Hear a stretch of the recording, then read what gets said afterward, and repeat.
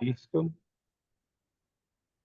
Ahora sí ya comenzó la grabación. Ya estás. Voy a hacerte host de la reunión Sí, señor. y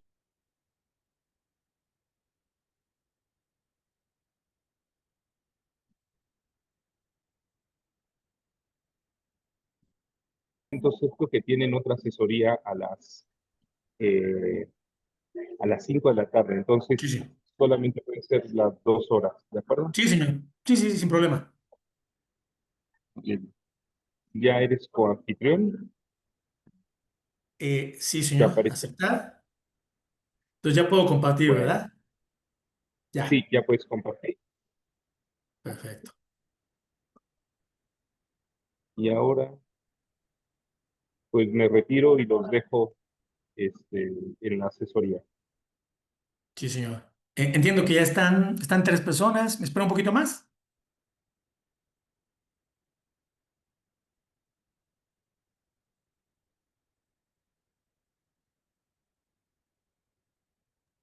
Había apagado mi micrófono.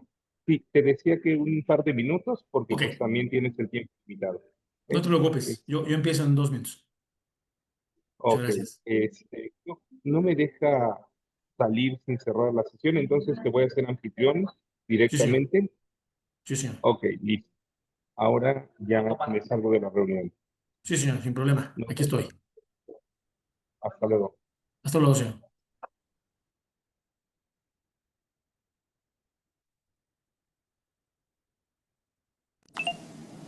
¿Qué tal, profe? ¿Cómo está? Hola, Diego. ¿Cómo estás? ¿Qué Bien. dices? Qué gusto saludarlo. Igualmente, señor. Qué gusto. Pero no se ha conectado nadie. No se ha conectado nadie. Pues yo creo que, no sé cómo opinas, fíjate que estaba revisando la guía y me parece que es muy claro lo que les van a pedir en seguridad internacional, ¿no? Ok. Pero bueno, esperamos, ¿te parece 2 minutos? A ver si se conectan más. Sí, sin tema, sin tema. Muy bien, Diego.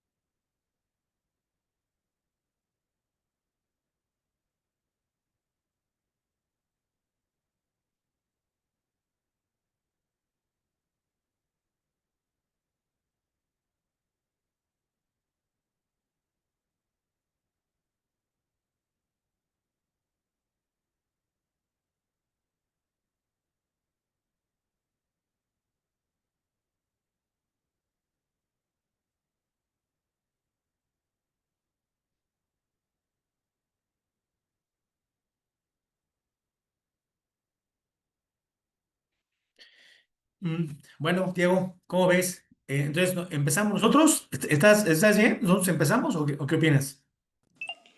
Pues sí, si no se conectó nadie. No Más bien, están en en... otra. No, en...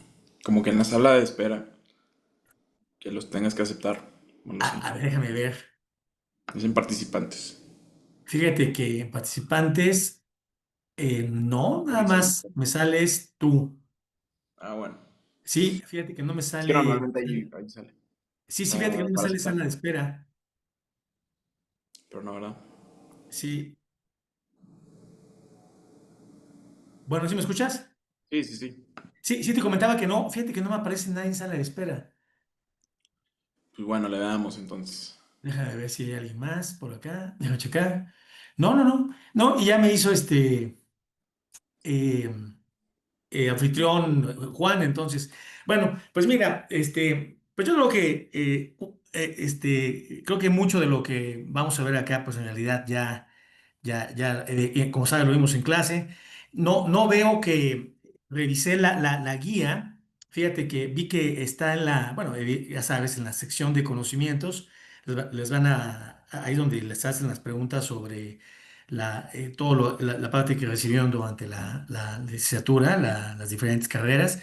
Está en el área uno de política internacional. Y nada más les quería poner aquí lo que creo que lo que dice ahí en la guía que va a estar centrado, que es básicamente en la parte que tiene que ver con las teorías de las relaciones internacionales. Creo que tiene un peso importante el tema teórico en los procesos de distribución del poder sobre el escenario internacional, establecimiento internacional, ¿no? Es decir, el conjunto de ideas, principios y necesidades. O sea, entender cómo la distribución de poder sobre el escenario internacional impacta en la parte que tiene que ver con los procesos transnacionales y en particular ahí la seguridad. Esto es lo que en esta parte es donde les van a preguntar sobre seguridad. Y en cuanto a los procesos transnacionales como tales, la parte que digo, lo que quieren que ustedes hagan es que quieren medir en ustedes es su capacidad para distinguir las amenazas a la seguridad internacional y que también reconozcan las soluciones a los problemas de seguridad internacional, ¿no? Está así. Y todo esto con apoyo en las teorías, ¿no? Es lo que vi que les van a preguntar. Entonces, ahí me preguntó Juan. Perdón, me pidió Juan que hiciera, se viera un poco en la preparación para su examen. Yo quise ver, él nada más me comentó que de lo más importante, pero bueno, yo quise enfocarme sobre todo en lo que entendí que es lo que les van a pedir en el examen para que sea más práctico. Entonces, bueno, yo creo que también tú debes recordar que en la clase les señalé muchas veces esto en las características esenciales de un internacionalista, me imagino, y creo que me confirma. Permíteme, creo que ya entró alguien más. Es Jaime. Hola Jaime, ¿cómo estás? Hola, profe, Buenas. muy bien, ¿y usted?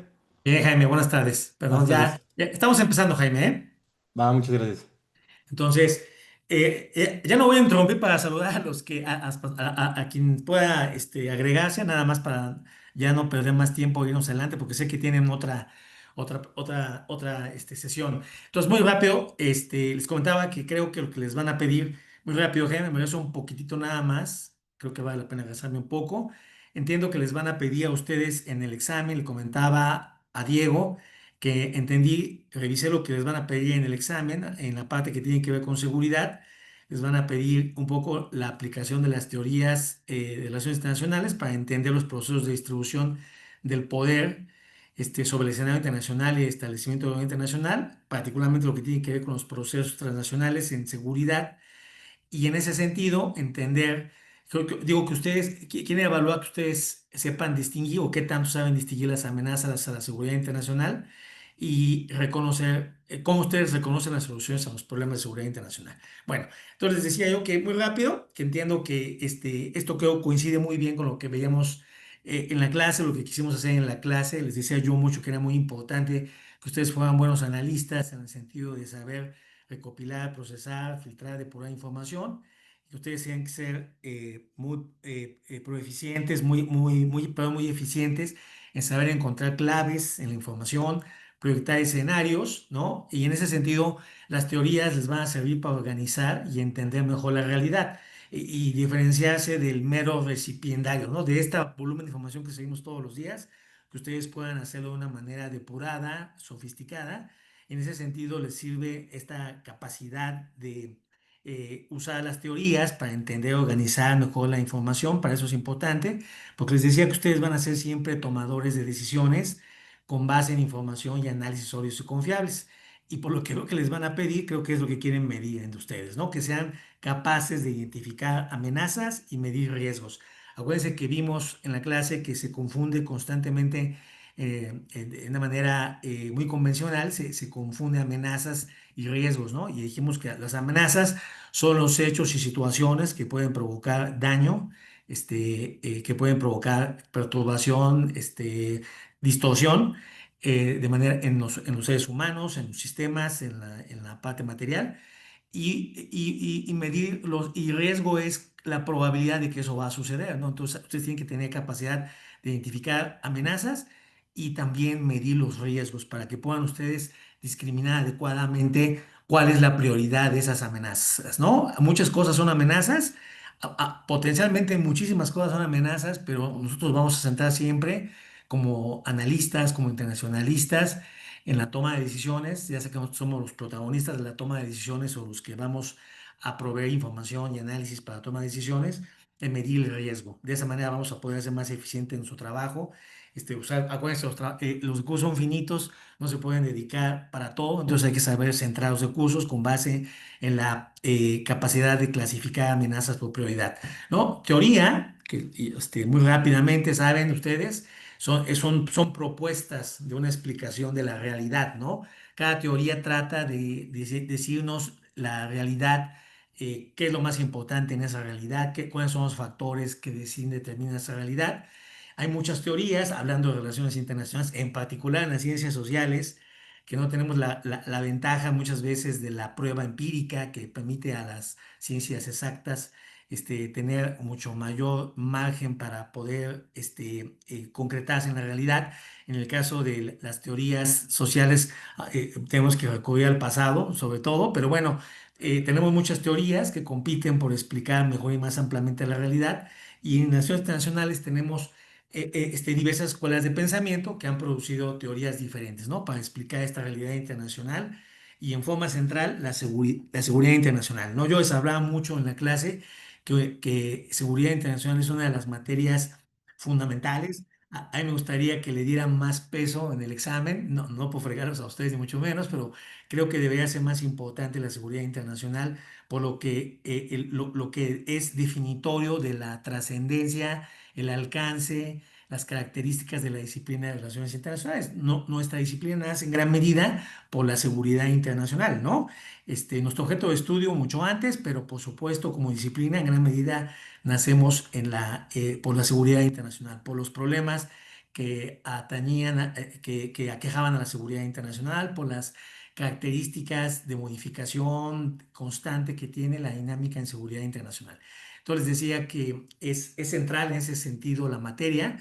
La disciplina de relaciones internacionales surge en un contexto ya como una disciplina científica que va a ser eventualmente reconocida académicamente de una manera mayoritaria en Occidente y eventualmente en Oriente como una disciplina en el que va a ser fundamental entender la nueva dinámica internacional que va a resultar del inicio de la Guerra Fría. Nosotros nacemos como disciplina de relaciones internacionales, como ustedes saben, hacia el final de la Guerra Fría, para entender y todos los alcances de lo que iba a pasar con esta rivalidad entre Estados Unidos y la Unión Soviética, y para identificar los mecanismos que iban a ayudar a mitigar el riesgo de una confrontación, que ese era el mayor miedo, como ustedes saben, al final de la Segunda Guerra Mundial, ¿no? Que era una gran confrontación entre estos dos grandes polos del poder global, y por eso era importante tener una especialidad que lograra entender cómo generar instrumentos de análisis, de ayuda de información, de cooperación de información para la toma de decisiones que permitiera evitar esta circunstancia de confrontación, ¿no? En ese sentido vamos a tener un auge en la seguridad internacional como un aspecto central de relaciones internacionales y vamos a tener una plétora de teóricos y también prácticos que van a ayudar a la definición, al diseño de políticas en seguridad internacional. Ustedes saben, han leído, por supuesto, a Morgenthau y su política entre las grandes naciones, a Kennan, a George Kennan, a McGeorge Bondi, a Henry Kissinger, en fin, que como ustedes saben, varios de ellos, como en el caso de Bondi y Kissinger, no solamente fueron grandes asesores en los consejos de seguridad nacional de Estados Unidos, sino que también eventualmente fueron funcionarios de gran relevancia, particularmente Kissinger, como saben ustedes, ¿no? Creo que me voy a pasar esto, nada más lo que quería como para arrancar era, ya se había puesto en la clase esta definición que la pongo y no los quiero aburrir porque ya la vieron en la clase, porque me parece que concentra lo más importante que tiene que ver con la seguridad internacional desde la perspectiva de un internacionalista, ¿no?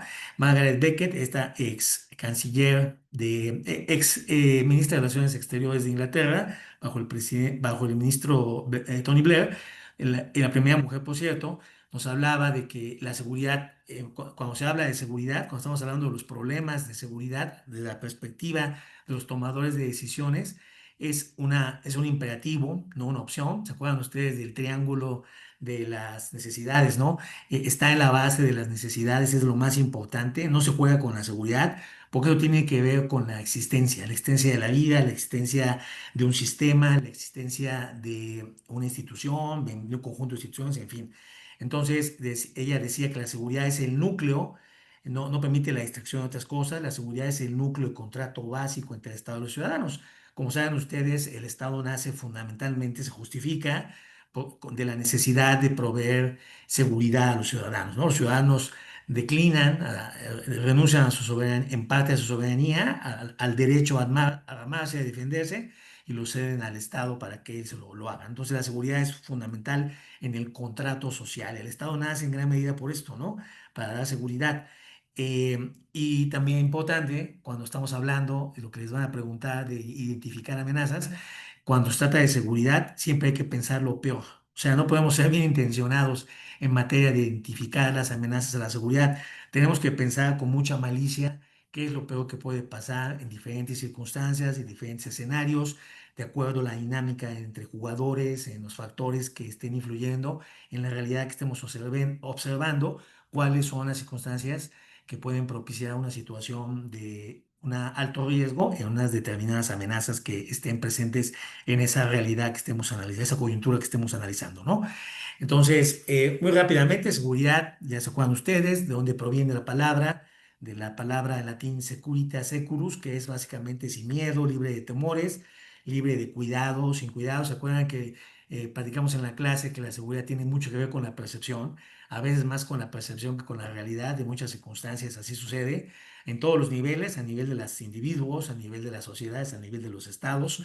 Y digamos que es aquella situación o cualidad en la que los individuos están libres de agresiones o amenazas a su individualidad, ¿no? Hablando de la concepción básica de seguridad que tiene que ver con el individuo, ¿no? Para el individuo lo más sagrado son su vida, sus seres queridos, la integridad de su propiedad. Esto para definir la centralidad que tiene que ver la seguridad en cuanto a los individuos. Y bueno, pasamos a la parte de los estados, a la parte que tiene que ver con la dinámica internacional. ¿Cómo lograr en ese sentido la seguridad en una sociedad formada por individuos? Que esa es una pregunta que ha atravesado a los teóricos, a los tomadores de decisiones en materia de decisiones de Estado, de políticas de Estado desde siempre. Y vemos que la primera vez que se toma el concepto de seguridad a un nivel teórico, pensando en la dimensión del Estado, desde la perspectiva del Estado, lo hace este gran teórico, este gran pensador inglés, Thomas Hobbes, que lo han visto ustedes en múltiples ocasiones desde la secundaria, creo que lo empezamos a ver, y lo van a seguir viendo si siguen estudiando maestrías y doctorados en esto. Entonces, él nos dice muy bien que va a ser, por cierto, va a poner los fundamentos para lo que después va a ser el realismo. Él dice que el Estado es el máximo responsable, lo como acabamos de comentar, de preservar la vida, patrimonio y libertad de individuos y de la sociedad, ¿no? Acuérdense que escribe el Leviatán en 1651. A él le toca nacer en la época en que estaba surgiendo el Estado-Nación ya de una manera consolidada. Le tocó vivir, le tocó ver la llegada del Estado-Nación, los tratados de 1648 que le permitían, que impulsaron el nacimiento, la consolidación del Estado-Nación en Europa. Le toca ver esto y por eso va a tener una clara idea de la importancia del Estado para poder fortalecer y lograr la seguridad para los individuos y las sociedades, ¿no? Hobbes entiende que la protección física para las personas que justifica a la existencia del Estado no va a bastar y que va a ser necesario que se extienda a lograr estabilidad social, o sea, no solamente a los individuos como tales, a los humanos en su individualidad, sino que es fundamental que logre también la estabilidad social, que permita una vida libre de amenazas para el individuo y para la sociedad. Entonces ahí ya Hobbes nos permite entrar a la parte de seguridad nacional, abordando, sale de la seguridad física individual de que otorga el Estado a cada componente de su sociedad y brinca a la parte social. Entonces por eso entramos a la esfera de la seguridad nacional. Hobbes considera que la anarquía humana, de la que era muy pesimista, como es una de las características que ustedes saben que tienen los realistas, que consideran que los seres humanos no nos ponemos de manera natural de acuerdo, que solemos disputar las cosas, que solemos pelearnos, que solemos tratar de imponer la ley del más fuerte. Ustedes saben, han leído mucho esto. Considera que esa anarquía humana que existe en la sociedad, entre individuos y en la sociedad, que es necesario atender desde el Estado, también va a existir en el plano internacional.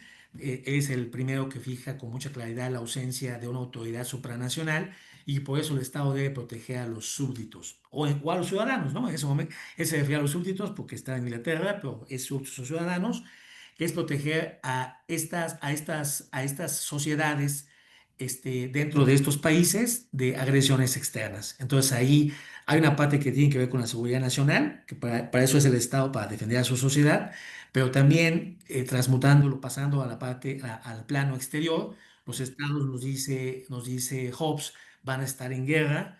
De hecho, él considera que la guerra es el estado natural en las relaciones internacionales, en la dinámica internacional, y que él va a estar en guerra a los estados para defender su integridad. Acuérdense, este estado casi salvaje, este estado natural que los realistas ven que están los individuos, las sociedades y los estados. Entonces los estados deben estar en guerra para defender su integridad e intereses y la paz será solamente un periodo de descanso entre guerras, ¿no? La paz es excepcional y los estados están en guerra permanente y eso lo tiene que atender el Estado. Por eso se necesita tener un Estado que pueda brindar seguridad al individuo, a la sociedad, y seguridad al individuo, estabilidad a la sociedad y que pueda defender a ese individuo y a esas sociedades en un plano exterior, en un plano internacional de agresiones externas. Entonces ahí ya brincamos a la esfera de la seguridad internacional. Entonces, pero en los tres, como ven ustedes, en proteger al individuo, en proteger a la sociedad y en proteger al país o a la sociedad, eh, es el Estado, ¿no? Es el Estado el que es la centralidad del enfoque de Hobbes y eventualmente de los realistas. Entonces, ¿qué es seguridad nacional y qué es seguridad internacional? ¿No? Porque finalmente son conceptos que están entrelazados.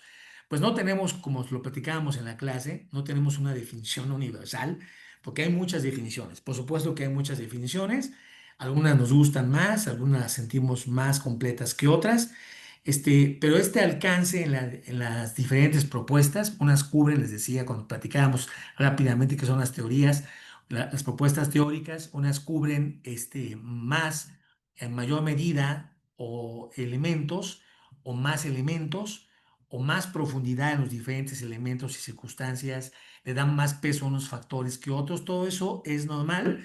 Y entonces, en ese sentido, la definición de seguridad nacional y seguridad internacional, particularmente seguridad internacional, va a depender del enfoque teórico al que se escriba autor de cada una de ellas. Entonces, realmente no hay una definición universal.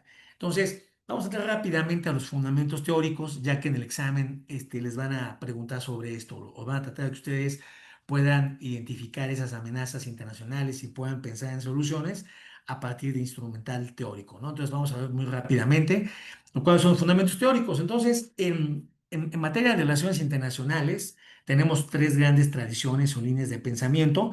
Todas van a abordar de manera central la parte de seguridad, por eso están gemelas, ¿no? Para mí están gemelas y por eso yo siempre destaco y vuelvo a decir, perdónenme, el tema de lo importante de seguridad internacional para la disciplina de seguridad internacional. La parte de, perdón, el tema de seguridad internacional dentro de la disciplina de seguridad de relaciones internacionales, ¿no?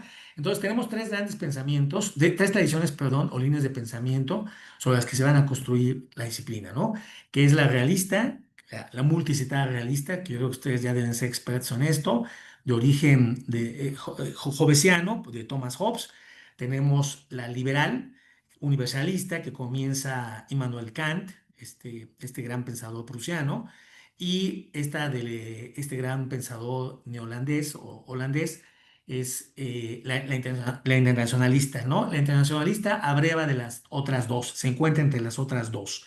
En realidad, las que más pesan, ustedes saben, es la escuela realista, la escuela liberal, pero tenemos la internacionalista que va a tener ciertas roces con lo que eventualmente va a ser la escuela idealista. Pero bueno, son estos tres grandes vertientes de pensamiento. Luego se van a derivar muchas más, como ustedes saben, va a haber derivaciones de estas tres y van a surgir algunas nuevas, particularmente a partir de Carlos Marx. Pero bueno, eso lo vamos a dejar un poquito de lado, si no, no tenemos tiempo, no alcanzamos a revisar todo eso. Entonces, vamos a definir básicamente qué es lo que es el realismo, qué es lo que delimita el alcance, la visión, el enfoque del realismo para entender la seguridad internacional. Ya lo platicamos, es una visión, como ustedes saben, pesimista de la naturaleza humana. Creen que los humanos de manera natural tienden al conflicto, a pelearse, a querer imponerse el uno sobre el otro, a que uno quiere tener más poder, más cosas, se las quiere ganar sobre el otro y no tiene confianza sobre las intenciones que puede tener el otro, ¿no? Entonces son pesimistas. Las relaciones internacionales, que son una extensión de la vida de los individuos y de las sociedades, pero como lo decía Hobbes, son campo de conflicto y competencia constante entre los estados. Los estados van a estar compitiendo de manera constante. Acuérdense que no tenemos una autoridad supranacional que pueda imponerse y pueda imponer una norma de comportamiento definitivo para los estados, de dinámica entre los estados. El sistema internacional es un juego de suma cero. Lo que un estado pierde lo gana el otro. La promoción de los intereses de un estado va en contra o supone la exclusión de intereses de otro. La clave de la realidad internacional en ese sentido es la guerra y la paz. Perdón, es la guerra, la constante es la guerra, porque justamente por esta promoción de intereses de un Estado que va a tener que pasar encima de otro, de otros, este juego de suma cero con la que los realistas ven que es el sistema internacional, va a ser que la paz solo va a ser una situación excepcional, va a ser de vez en cuando, y el estado natural es la guerra, es el conflicto permanente. Por supuesto que aquí ha habido cambios, matices en los nuevos realistas, ya saben que no solamente hay guerras, pero hablan de conflictos subyacentes, que la guerra puede estallar en cualquier momento, que hay una competencia atroz entre estados. Digo, han matizado, pero eventualmente pero mantienen estas raíces, ¿no? Ante la ausencia, comentábamos, anárquica de un poder o una autoridad supranacional, en ese sentido los estados van a ser libres. Nadie puede normar su conducta en realidad de una manera definitiva, o no al menos en materia de que no recurra a la guerra, ¿no? Entonces, los estados son libres de perseguir sus respectivos fines e intereses sin límites morales, ¿no? Los realistas se particularizan por querer dejar de lado siempre la moral en esta parte, ¿no? No porque sean malvados per se, ni mucho menos, sino porque creen que estorban, porque no, la moral les sirve cuando no todos comparten la misma moral ni los mismos principios o valores, hablando de un juego entre estados, y porque sobre cualquier otra cosa está el interés de un estado de ganar más poder y ganar influencia y una serie de fines materiales que va a tener que ir forzosamente en detrimento de otro, ¿no? Entonces, no tenemos límites ni morales ni legales en realidad, a salvo los que cada estado se quiera imponer, porque así convenga a sus intereses, o los que deriven de su prudencia, o bien un afán de convivencia. Pero cada estado debe poner en ese sentido los límites que más les convenga por una serie de factores, ¿no? En un momento convendrá ser más prudente, porque no, por ejemplo, no se le puede hacer la guerra a una coalición, si no se tienen las características, los recursos, los activos para hacerlo, o otro estado más poderoso, en fin, tiene que haber, por supuesto, prudencia para poder llevar a cabo esta consecución de fines e interés por parte de estos estados, ¿no? Entonces, que el liberalismo del que la primera piedra la puso Kant. En ese sentido, los realistas ven la realidad internacional como la de una potencial comunidad de la humanidad, ¿no? ¿No? Hay que empezar un poquito de los idealistas, ¿no? Los realistas, perdón, los liberales lo ven por una cuestión práctica en realidad, no es que crean que de manera natural, por buena onda o por buena voluntad los seres humanos, conforman a través de los estados una comunidad de la humanidad. No es así, es porque así combinan los intereses, ¿no? Ellos creen que la naturaleza de las relaciones, los liberales creen esto, entre estados descansa no en los conflictos como nos dicen los realistas, sino en los lazos transnacionales que unen a los humanos que son sujetos de los estados. O sea, por razones prácticas, por ejemplo, el comercio, ¿no? El comercio, nos dicen por ejemplo, los liberales, es un vehículo mucho más intenso, es una red mucho más continua, mucho más amplia, mucho más profunda de lo que han sido las guerras. O sea, conecta más el comercio a las sociedades que las separan las guerras, porque al final es un tema práctico. Entonces, eso que nos dicen los liberales, ¿no? Entonces, hay lazos transnacionales que son más importantes. La política internacional la ven ellos como eminentemente cooperativa, pues los conflictos de intereses se producen a un nivel superficial de la sociedad internacional y muchas veces van en detrimento, ¿no? Por ejemplo, un conflicto puede contaminar la parte de los lazos entre lazos comerciales, lazos económicos, que es lo que más están buscando siempre las sociedades y los individuos. Entonces, lo que atañe a los individuos en lo inmediato y a las sociedades es su bienestar, no el afán de poder, no el afán de conquista, no lo que puede pedir la élite gobernante, ¿no? Por eso los realistas siempre se enfocan más, por cierto, en las élites, ¿no? Pero entonces los liberales, mucho más a nivel de la tierra, del terreno, de las sociedades, creen que lo que más buscan en la política internacional va a ser sobre todo de cooperación, porque es lo que más conviene a las sociedades, ¿no? Esto va a tener que ver con el nivel de la seguridad, ¿no? Los realistas se enfocan sobre todo a las élites gobernantes, al Estado que es controlado por élites, y los liberales siempre van a pensar más en los actores que no son necesariamente el Estado, que no son los gobernantes. Por eso tienen también esta visión, ¿no? Nos dicen ya para acabar los liberales que existen imperativos morales y legales. Ahí algunos liberales son más enfáticos que otros y esto abre una ventana de crítica para los realistas hacia los liberales, ¿no? Que finalmente sí caen en una cuestión de imperativos morales y legales y hablan del interés común de los humanos. Les digo, mucho acicateado por cuestiones prácticas como el comercio, pero finalmente sí dicen que hay ligas comunes, que hay intereses comunes, ciertos valores y principios comunes entre las sociedades y entre los individuos, y que eso va a limitar la acción de los estados, que es en lo cual es muy escéptico la corriente realista, como ustedes saben, ¿no? Entonces, rápidamente, la corriente, la escuela, el pensamiento internacionalista, que les decía yo, está entre los otros dos, entre los liberales y los realistas, se desarrolla entre ambos.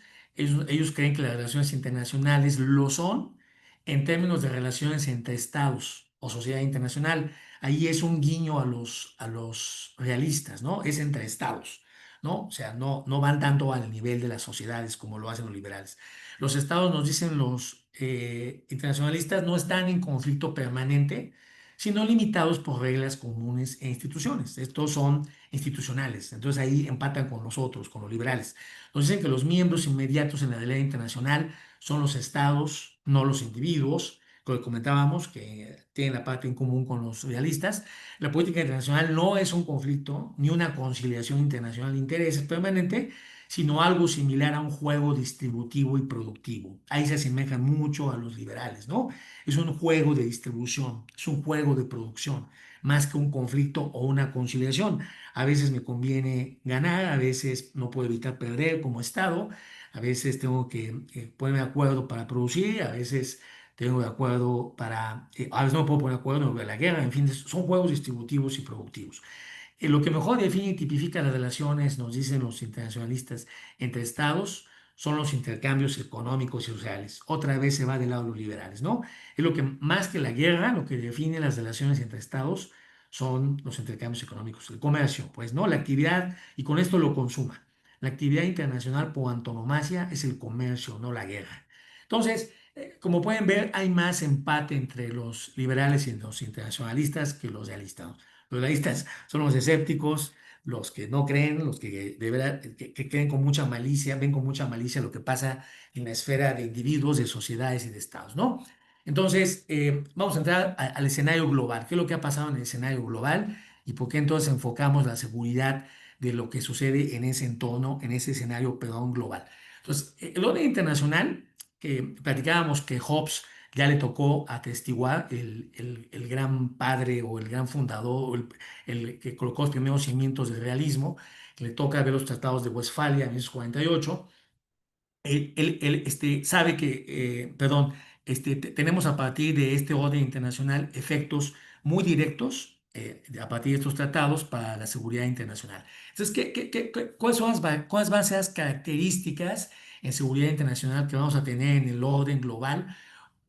Quizás exagerado decir orden global, porque era básicamente Europa, aunque Europa era la sede de todas las metrópolis, ¿no? Digo, perdón, de todas las colonias y el resto del mundo, era la sede de las metrópolis de todo el mundo.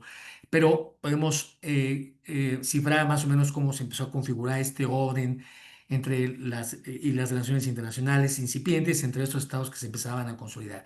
Teníamos primero la consolidación creciente de estados-nación. No es que culminó en 1948, por supuesto, sino que comenzó a darse de una manera más acelerada, y que va a ser un proceso que incluso va a tomar todavía más de un siglo, siglo y medio, hasta el último cuarto del siglo XIX, ¿no? Entonces, la consolidación de Estados-nación como actores fundamentales en la dinámica internacional, la soberanía como un valor fundamental, que es obviamente la capacidad de decidir y de hacer dentro de cada territorio que tiene un Estado. Y esto se va a hacer con mucha claridad. No, no lo era así antes, como saben ustedes, cuando no estaban bien integrados todavía los Estados-nación. A partir de ahí, de Estados-nación sólidos que van a tener un control territorial y una capacidad de decisión soberana sobre un territorio, van a, por supuesto, a fortalecer sus propios sistemas bélicos. Antes no era así, antes lo prestaban entre reinos o entre naciones, lo que se llamaba naciones en ese momento, que eran regiones, para la pelea sagrada contra los musulmanes, ante la pelea sagrada o prestarle al Papa, a los soldados, en fin, las guerras de reforma, todo esto empieza a cambiar a partir de esto. Viene una reconfiguración de alianzas en Europa a partir de este surgimiento, estas nuevas realidades de nuevos Estados-nación. Va a cambiar el perfil de conflictos en Europa, ya no van a ser conflictos religiosos, ya no van a ser conflictos regionales pequeños, familiares, como era el caso anteriormente. Van a ser familias, me refiero de grandes duques contra grandes duques o señores contra grandes señores, ¿no? Sino van a ser ya conflictos de Estado, a nivel de Estado-nación, y con intereses más bien geopolíticos, más bien de influencia política, económica, comercial. Entonces van a cambiar el perfil de los conflictos y va a haber una utilidad importante de las guerras. O sea, Westfalia no es de ninguna manera tratar, como ustedes saben, un compendio de buenos deseos o de normas para evitar la guerra. No, no son tratados de paz en realidad, aunque surgen de tratados de paz, de la guerra de los 30 años y la guerra de los 100 años. No, no es así. Estas van a ser fundamentalmente acuerdos de cómo va a regularse o cómo se tiene que dar el nuevo ordenamiento a nivel internacional. Y esto es básicamente que las guerras se van a mantener como las herramientas para dirimir conflictos de interés y disputas de poder e influencia, ¿no? Entonces, vamos a tener ahí, en ese sentido, que las guerras entre las grandes potencias y las alianzas que se van a dar entre grandes potencias o entre potencias medias y grandes potencias contra otras grandes potencias, en fin, va a ser la nota prevaleciente. Entonces vamos a tener un auge de guerras. Va a haber muchas guerras y va a haber, pero guerras ordenadas, más ordenadas, y guerras con fines, sobre todo de carácter geopolítico, de poder, ¿no? Entonces vamos a tener un nuevo tipo de guerra, pero no desaparecen las guerras. Entonces va a ser una seguridad internacional donde va a haber conflictos permanentes, guerras entre grandes potencias, guerras entre alianzas y guerras entre países o potencias intermedias. Entonces vamos a tener así todo el periodo que va desde toda la etapa de pro-Westfalia, digo, post-Westfalia. Va a ser todo el siglo, la mitad del siglo XVII, todo el siglo XVIII, todo el siglo XIX. Estamos hablando de más de 2 siglos y medio.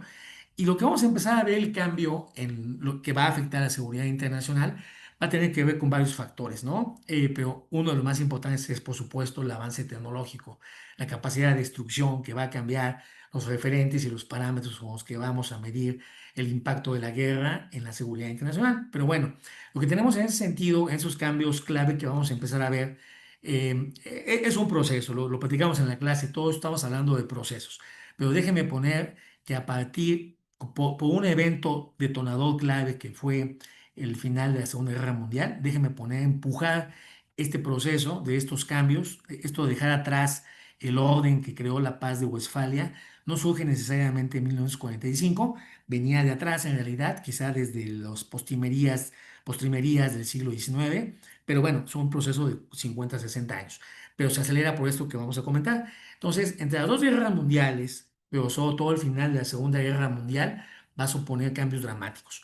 ¿Qué pasa? Al final de la Primera Guerra Mundial, si bien ya se veía viendo en las guerras, sobre todo las guerras a partir de la segunda mitad del siglo XIX, con el acceso, con la llegada de artillería pesada, con la llegada de armamentos de mayor poder, con la llegada de unidades motorizadas, que fue el ferrocarril y eventualmente los tanques de guerra, en fin, con la llegada de armamento cada vez más moderno, con mayor capacidad de impacto y de hacer daño, y con mayor capacidad de los ejércitos para moverse gracias a la revolución industrial, a la llegada de la locomotora, a la llegada del barco de vapor y a la llegada eventualmente de los automóviles, de los carros, los vehículos terrestres. Lo que va a pasar es que se va a ver la necesidad, se va a empezar a plantear la necesidad de estudiar y prever la necesidad de cuidar la seguridad internacional.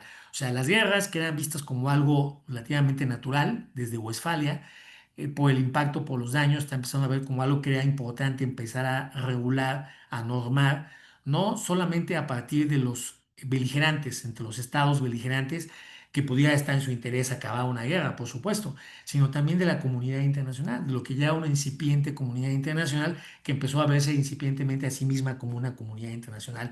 Y fíjense, uno de los factores que la hicieron a sí misma verse como comunidad internacional, pues fue justamente el tema de la seguridad, empezar a evitar esas guerras, esas alianzas y estas guerras grandes, dolorosas, muy, muy cuantiosas en pérdidas para los beligerantes y para regiones completas, ¿no? Entonces, comienza ahí en realidad el surgir, pero lo que es el gran detonador que va a hacer que termine de morir el orden establecido después de Westfalia y que va a hacer que surja el nuevo orden, el que vamos a tener a partir del final de la Segunda Guerra Mundial hasta el final de la Guerra Fría, aunque hay quien dice que en realidad mantenemos de alguna manera ese orden, es el surgimiento de armas de destrucción masiva. Por eso les decía a ustedes que el mejoramiento, la creciente sofisticación de las armas y de la tecnología de guerra que ya venía desde antes, alcanza su clímax, un primer clímax, porque ya ha tenido muchos clímax, como ustedes saben, porque se sigue desarrollando, pero tuvo el gran punto de inflexión a partir de que se tuvieron armas de destrucción masiva. Ahí cambia la dimensión y el alcance de la utilidad de las guerras. Ustedes, nada más como una nota al pie, que no abundamos, pero ojalá tengamos más tiempo para abundar, pero recuerden ustedes todo lo que platicamos de las teorías de la guerra, los tratados de la guerra, de Otto von Clausewitz, que este gran pensador prusiano, que nos da una muy buena definición, estudia la guerra, para qué es el fenómeno de la guerra, y nos dice que la guerra existía en parte porque tenía utilidad, porque era la manera más efectiva. No, otra vez, dejemos de lado la parte moral, la parte, incluso hasta cierto punto legal en ese momento. Ya luego llegaron las leyes de la guerra y otras cosas, pero durante mucho tiempo la dimensión que convenía era la dimensión de la practicidad, ¿no? Era la manera más efectiva de dirimir grandes conflictos, ¿no? Entonces, y además los estados no buscaban destruirse, desaparecerse de la faz de la tierra, ¿no? En esencia, no. Entonces, las guerras eran la manera más efectiva. Bueno, cuando tenemos la llegada de las armas de destrucción masiva, pues esto cambia. Porque entonces usar armas de destrucción masiva lo que iba a hacer es que no solamente se acabara un conflicto, sino que probablemente iban a acabar totalmente con el enemigo, el otro beligerante, la contraparte, o con todo un sistema, ¿no? Como se fue viendo el alcance cada vez mayor de las armas de destrucción masiva, particularmente las armas nucleares, pues esto cambia totalmente. Entonces, vamos a ver en ese sentido que cambia la utilidad de las guerras a partir de los 45, sobre todo a partir de los 45, aunque ya dijimos que venía eso desde atrás, la necesidad de contar con órganos de cooperación multilateral para mitigar tensiones y dirimir conflictos tanto como fuese posible, con todos los defectos que te puede tener, lo vimos en clase de Naciones Unidas, lo comentamos. Finalmente es el entramado institucional que permite cierta gobernanza de ciertas dinámicas, de ciertos hechos a nivel internacional. Entonces, se aprendió de la experiencia que, fíjense ustedes, que platicaba en el periodo entre guerras, lo que ya, cómo fue tanto que les comento que al final de la Primera Guerra Mundial ya hubo tanto pánico de lo que sucedió que ya se trató de empezar a normar esto, que se hizo el esfuerzo de la Liga de las Naciones, que ustedes recordarán.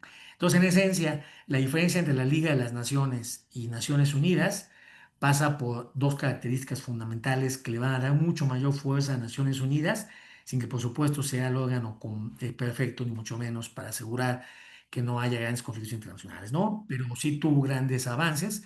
Y recuerden ustedes que en ese sentido, lo que permite que sea más efectivo las Naciones Unidas sobre la Liga de las Naciones va a ser que primero las grandes potencias, que a diferencia de la Liga de las Naciones no entraron todas, particularmente Estados Unidos que la propuso, sí lo hacen en el caso de Naciones Unidas, ¿no? Y además le otorga un órgano de mucho mayor capacidad ejecutiva de acción que va a ser el Consejo de Seguridad, que con todos sus problemas, defectos, sesgos, pues también ha tenido mucho mayor efectividad que lo que nunca pudo tener y jamás habría tenido por la manera que estaba estructurada la Liga de las Naciones.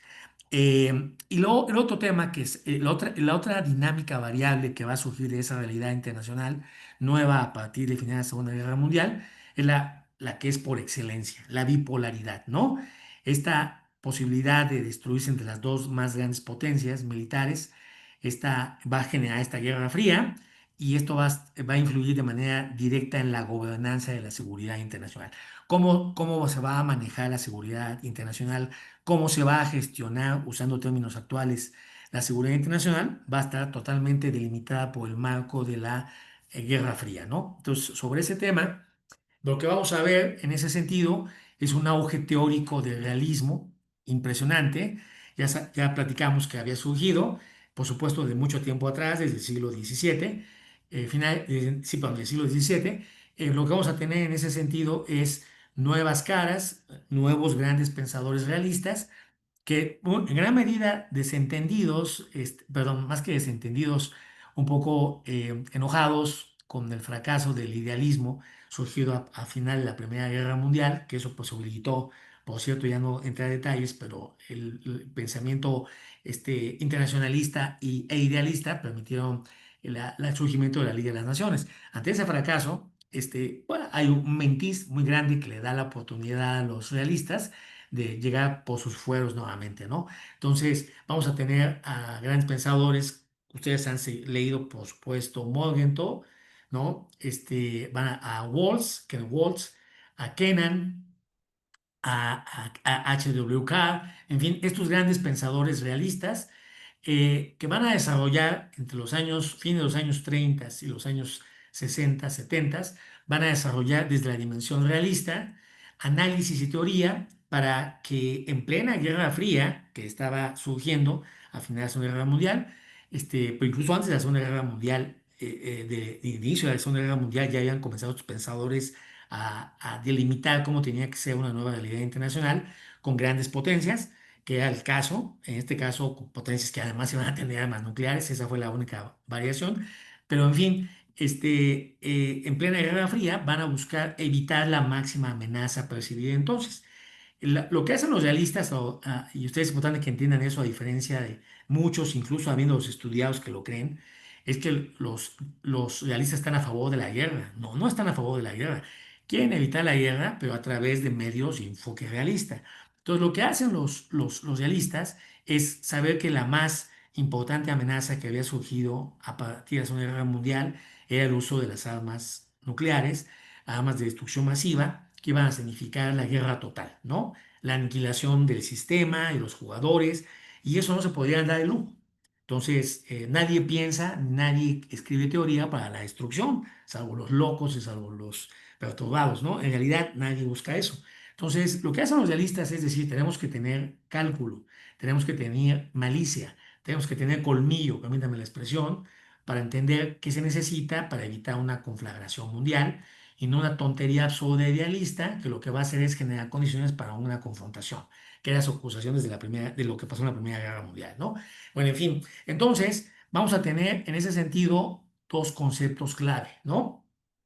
Que van a ser, perdón, sí vamos a tener dos conceptos clave. Primero es, vamos a tener acciones de contención, ¿no? Que van a ser básicamente aquella forma inteligente, con ciertos riesgos, pero riesgos calculados, en las cuales vamos a generar las condiciones para evitar que el comunismo avanzara a Occidente, ¿no? Eso hacen desde la órbita, por supuesto, de Occidente, estos teóricos, estos facilitadores de toma de decisión para las élites políticas y de Estado en el Occidente. Entonces, entre otras cosas, van a ser, por supuesto, la propuesta de estos sistemas de seguridad colectiva, que son la OTAN, por ejemplo, en el caso de Occidente, y con la que va a responder Oriente, que es la Unión Soviética, que es el Pacto de Varsovia y sus aliados de Europa del Este, ¿no? Entonces, básicamente, a través de técnicas de contención, y además de esto, otras medidas, guerras proxy, jugadas de decepción, de engaño, perdón, políticas de cierta aceleración de intervención en algunos lugares y luego compensación con salida de otros, en fin, una serie de técnicas de contención y de pensamiento que tienen que ver cómo contener. Lo que se quiere lograr es dos cosas: el balance de poder y el status quo. O sea, el balance de poder, como saben ustedes, es aquella circunstancia en las cuales grandes potencias van a abstenerse de confrontarse, o van a tener pocos incentivos para hacerse la guerra, involucrarse en una confrontación bélica, porque tienen una gran cantidad de poder, tienen mucho poder y de manera similar, en proporción similar. Entonces eso aseguraba una guerra muy destructiva, como era el caso de una posible guerra nuclear. Entonces lo mejor era evitar la guerra entre las grandes potencias. Eso no implicó, por supuesto, que no se armaran, que no desarrollaran alianzas, que no se prepararan para una eventual confrontación, pero obviamente el objetivo era evitarlo.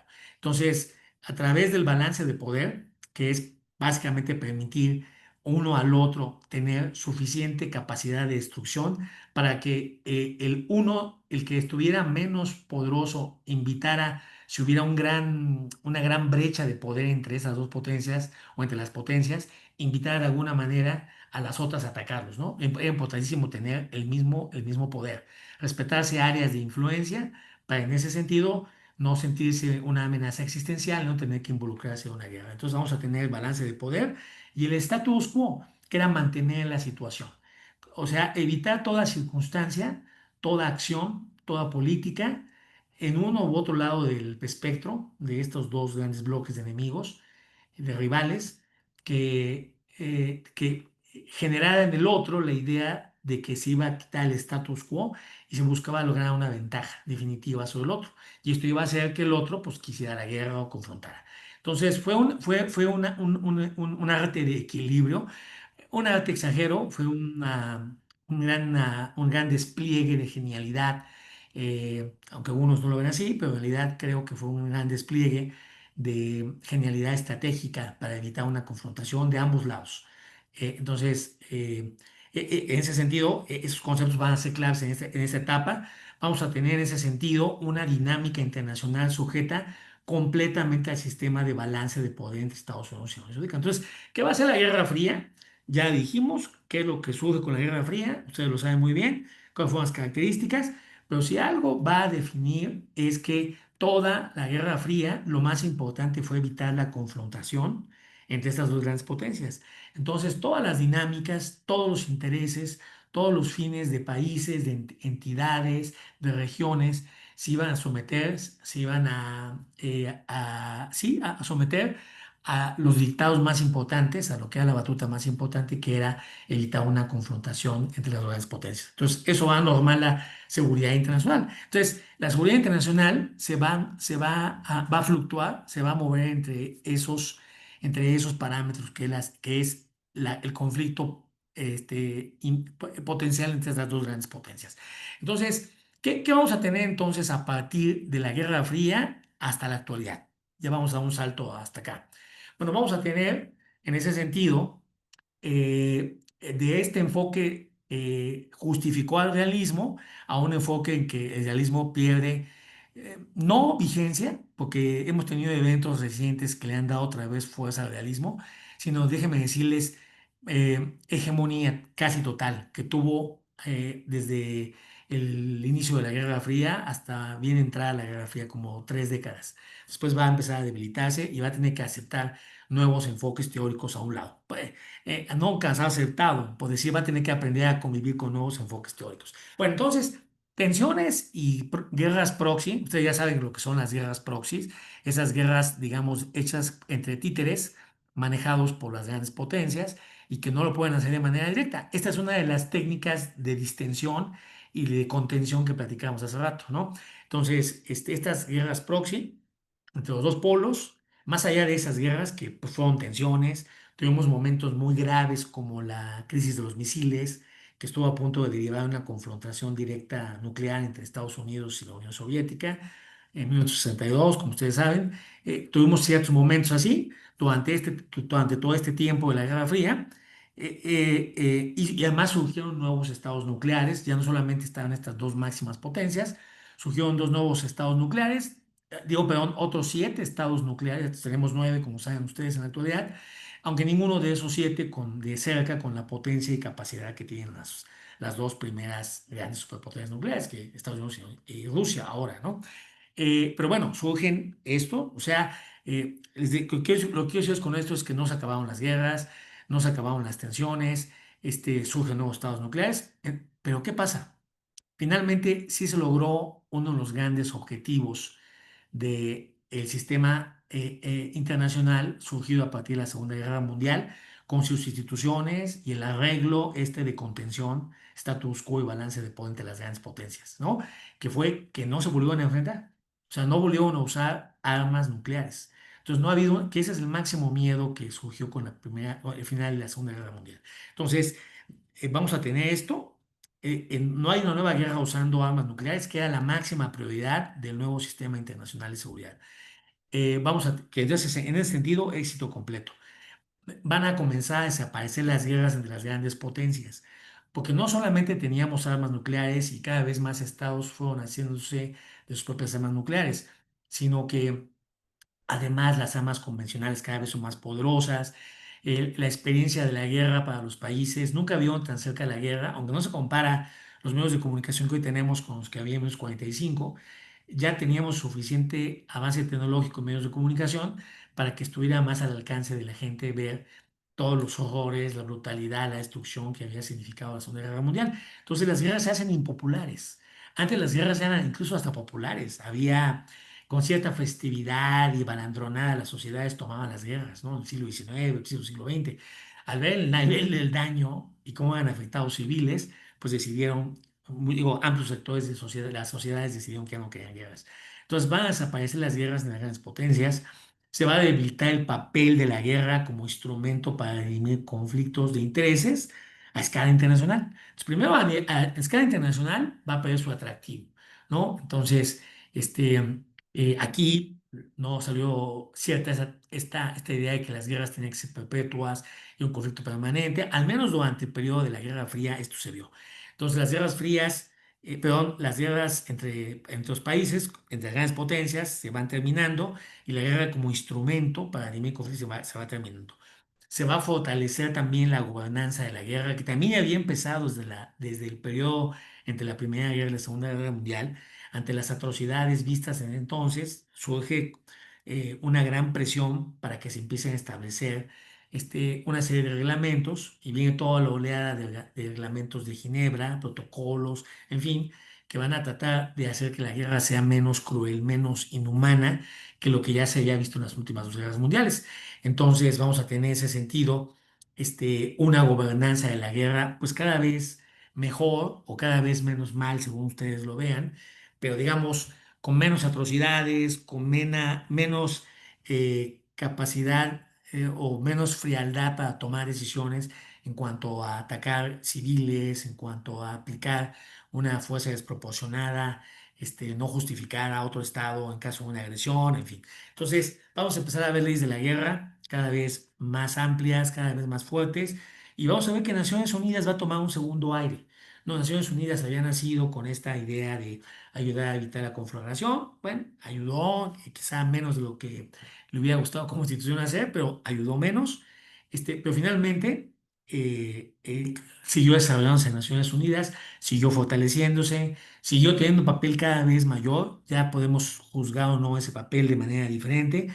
Yo exponía en clase, por ejemplo, el aumento de las misiones de la paz, cómo se más que duplica en cuanto empieza a caer la Unión Soviética, desaparece la Unión Soviética, en fin.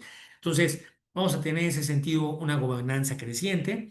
Se va a ir relajando la tensión de manera creíble entre Estados Unidos y la Unión Soviética, sabedores ambos del inmenso costo que suponía su competencia en todos los órdenes, particularmente en el campo tecnológico. Pues decidieron ir ambos países, ambas potencias fueron frenando, moderando esta tensión, esta competencia, para empezar a gastar menos en esto y había otras necesidades más apremiantes en la Unión Soviética, en los Estados Unidos, en fin. Entonces empiezan a bajar esta tensión. Empiezan con los tratados de primero de prohibición de armas nucleares, de pruebas de armas nucleares, las de armas químicas, las armas biológicas, en fin, y empiezan a establecer protocolos y, en fin, empieza a haber un cambio relativamente positivo en ese sentido, que sobre todo alejaba las posibilidades de una confrontación con la Unión Soviética, ¿no? Bueno, ahora, Rusia, perdón, la nueva Rusia. Entonces vamos a tener también, durante este periodo, que se va avanzando con la Guerra Fría, es que van a empezar a surgir también nuevos temas en la seguridad internacional. Entonces vamos a tener nuevos enfoques, de una manera muy destacada la Escuela de Copenhague. Barry Busan, que ustedes ya han leído también seguramente, este gran clásico liberal, constructivista, de estudios de la paz, que va a decir que hay nuevas cosas que hacer en materia de seguridad, dejar de verlo todo desde la dimensión solamente del Estado, ¿no? Entonces vamos a tener eso. Y también vamos a ver otra variable en esta realidad, que es el debilitamiento y extinción de la Unión Soviética. Y esto va a jugar un papel muy importante en la redefinición del landscape, digamos, la plataforma donde se mueve la seguridad internacional con todas estas cosas, ¿no? Entonces, nuevos temas que van a ampliar la agenda de seguridad internacional y digo, aunque no la han aceptado todos, por supuesto, y la otra es el debilitamiento y extinción de la Unión Soviética, ¿no? Entonces, entrando a este tema muy importante, que vamos a ver por qué surge la escuela de Copenhague, la escuela constructivista, la escuela de la construcción de la paz, ¿no? Que son una nueva oleada. Depende de dónde nos ubiquemos, lo platicamos hace rato en el espectro ideológico, estaremos de acuerdo o no con esta visión que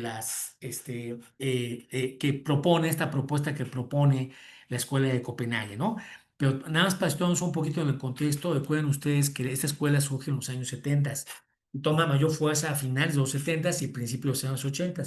¿Qué estaba pasando a finales de los años 70? Estaba viniéndose abajo la Guerra Fría. Sí, estaba viendo un proceso donde relativo relajamiento. Era evidente el debilitamiento de la Unión Soviética, la ventaja que llevaba Estados Unidos, en fin. Entonces, en ese sentido, también comienza a bajar la dinámica establecida en seguridad internacional en cuanto a que todo se constreñía, todo se reducía a ese potencial conflicto entre la Unión Soviética y Estados Unidos. Todo estaba regulado, todo. Incluso no entramos en nuestra clase mucho a eso, pero les decía yo que incluso los órganos de inteligencia en países como México, Sudamérica, en Europa, todo estaba normado, aunque cada país tenía sus prioridades, lo más importante era, y para eso nos daban apoyo económico, militar, tecnológico de los estadounidenses, era para evitar salirnos de la prioridad máxima, que era ayudar a Estados Unidos a contener a la Unión Soviética en ese marco de la Guerra Fría, ¿no? Entonces, cuando pasa, a finales de los años 70, les decía yo, y principios de los 80, este debilitamiento de la Unión Soviética, surge como que el aire, el espacio en la dinámica internacional, en la seguridad, en la esfera académica de la seguridad internacional, para decir, no tenemos por qué estar casados con solamente estar estudiando la seguridad internacional desde la perspectiva realista del posible choque entre las dos grandes potencias. A ver, nos dice Val Busan, hay un tema de abusos de poder de estados autoritarios contra sus propios ciudadanos. Ahí el Estado es la fuente de la inseguridad. Entonces Entonces, el Estado es ya mismo no solamente una fuente de seguridad, también lo puede ser de profunda inseguridad para sus sociedades, ¿no? Le tocó atestiguar golpes de Estado y todo esto y darse cuenta que un Estado podía convertirse en el primer enemigo de la sociedad.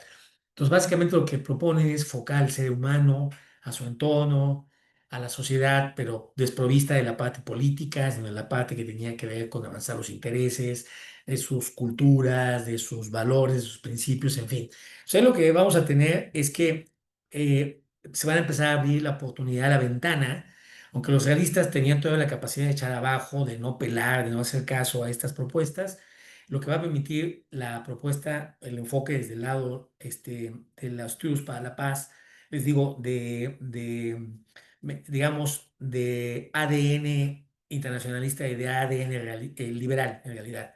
Pero bueno, más allá de eso, enfoca una serie de temas para decir, aquí tenemos una amenaza a la seguridad internacional. Aquí tenemos una serie de amenazas que hay que atender desde la perspectiva de la propuesta liberal, ¿no? La propuesta, perdón, constructivista, la propuesta de estudios de la paz. Entonces, primero es que va a criticar la securitización. Ustedes ya han escuchado esta palabra en la clase, ¿no? Seguramente, a lo mejor les van a preguntar de esto. Ustedes saben que la securitización es el conjunto de acciones que hacemos de impacto legal, político, social, económico, para que un tema en particular alcance el nivel de prioridad, de amenaza existencial a una sociedad. Es por eso hay críticas muy importantes de que estos estados que no tienen autoridad que los gobiernen a nivel supranacional ni tampoco lo tienen a nivel nacional, pues incurren en muchos abusos de derechos humanos, económicos, de influencia política, en fin, en buena medida lo hacían al amparo de esta lógica de la Guerra Fría. Una vez que eso se va y cada vez es menos creíble una amenaza desde esta posible confrontación, pues evidentemente va a descolocar la agenda de seguridad internacional y entonces la escuela de Copenhague va a ver la gran oportunidad de meter otros temas. Es decir, la seguridad internacional no solamente ya incluye al Estado. El Estado incluso está dejando de ser la máxima prioridad, nos dice Busan. Ahora es la sociedad, son los factores y problemas que atañen a la sociedad y que rebasa la soberanía entre los estados. Nadie puede ponerle una aduana o un control aduanal al aire, al cambio climático, a los animales, y a una serie de temas que encuentran en ese sentido, Babi usa la oportunidad de introducir. Entonces, él habla en ese sentido de cuatro subdimensiones de la seguridad internacional. Se habla de la dimensión política o militar, la seguridad tradicional del Estado de la soberanía, que él reconoce que no iba a desaparecer, que esa debería seguir y que sigue. No sé si ha dicho que debería seguir, pero él reconoció que seguía, que era muy difícil poder cambiar esa realidad, esa forma de ver la seguridad del Estado, la seguridad de una nación en el Consejo Internacional, era difícil que lo hace. Pero bueno, entonces propone ampliar la agenda de seguridad internacional, incluir la parte militar política, sí, con esta parte tradicional de los estados, pero también sujeta a revisión, la parte societal, que es la seguridad de la identidad nacional, cultural o religiosa, por ejemplo, la parte que tiene que ver con la migración, que puede ser una amenaza a la identidad nacional, la parte que tiene que ver con la economía, asegurar la estabilidad financiera y acceso a recursos, la ambiental, medioambiental, que esta es muy importante, por supuesto, que es la sostenibilidad y las amenazas ecológicas, ¿no? Entonces, propone, como ven ustedes, ampliar el rango de temas, ya no solamente los temas de guerras entre estados, guerras por una coalición, guerras por un recurso estratégico que considera el Estado que tenía que ser. No, esto ya no es suficiente, nos dice Busan, ya la esfera es mucho más amplia y que sea ampliada mucho más, ya no alcanza. Entonces, ¿cómo vamos a entender la diferencia entre estas dos grandes corrientes? Les digo, no quiero entrar a decirles cuál es la diferencia entre los realistas y los realistas actuales, entre los neorrealistas constructivistas y los neorrealistas. No, o sea, la verdad es un rollo. Entonces, déjenme, aunque hay muchas diferencias, sí hay diferencias, a una que otra quizá un poco sustantiva entre las diferentes corrientes de opinión que tenemos al interior de estas tres grandes corrientes en la actualidad. No tenemos el tiempo y no creo que valga mucho la pena meterse tanto detalle, a menos que a ustedes les gustaría eso, eventualmente estudiar por su cuenta, ¿no? Si tienen intereses de orden teórico. Bueno, entonces déjenme ver déjeme medir la seguridad y la importancia que tienen para cada una de estas corrientes a partir del nivel de la seguridad. Entonces, primero es, o sea, niveles de seguridad es a quién le pongo la prioridad máxima, cuál es el foco de mi actividad como seguridad para estos estados, ¿no? Digo, perdón, para estos pensadores. Entonces, primero es el objetivo referente, el Estado. Bueno, el Estado lo propone como el gran objetivo, perdón, el gran objeto de la seguridad internacional, de los estudios de seguridad internacional, el Estado, ¿no? ¿Quién lo propone? Lo van a proponer los realistas, los neorrealistas. ¿Y cuál va a ser el contenido? ¿Cuál va a ser los aspectos, las variables de el Estado, de la acción del Estado, del control del Estado, que tanto le van a importar a los liberales, perdón, a los realistas, para darle esa importancia primigenia, esa centralidad a la soberanía y el poder integral territorial? Primero es, evidentemente, como ellos ven al Estado como el objeto referente, pues, ¿qué es lo más importante para ellos? La soberanía y el poder. Porque la soberanía es la que le permite existir como Estado. Un Estado que no es soberano no es un Estado. Por eso platicábamos en la clase que la máxima prioridad que deben tener los Estados es la sobrevivencia. Y no pueden ser soberanos, no tienen la calidad de si no tienen la calidad de soberanos, no pueden aspirar a sobrevivir. Por eso es tan importante para los Estados todo aquello, mitigar todo aquello de una u otra manera que ponga en peligro su condición de soberanía, de Estado soberano, ¿no? Entonces, eso, primero la soberanía y luego el poder.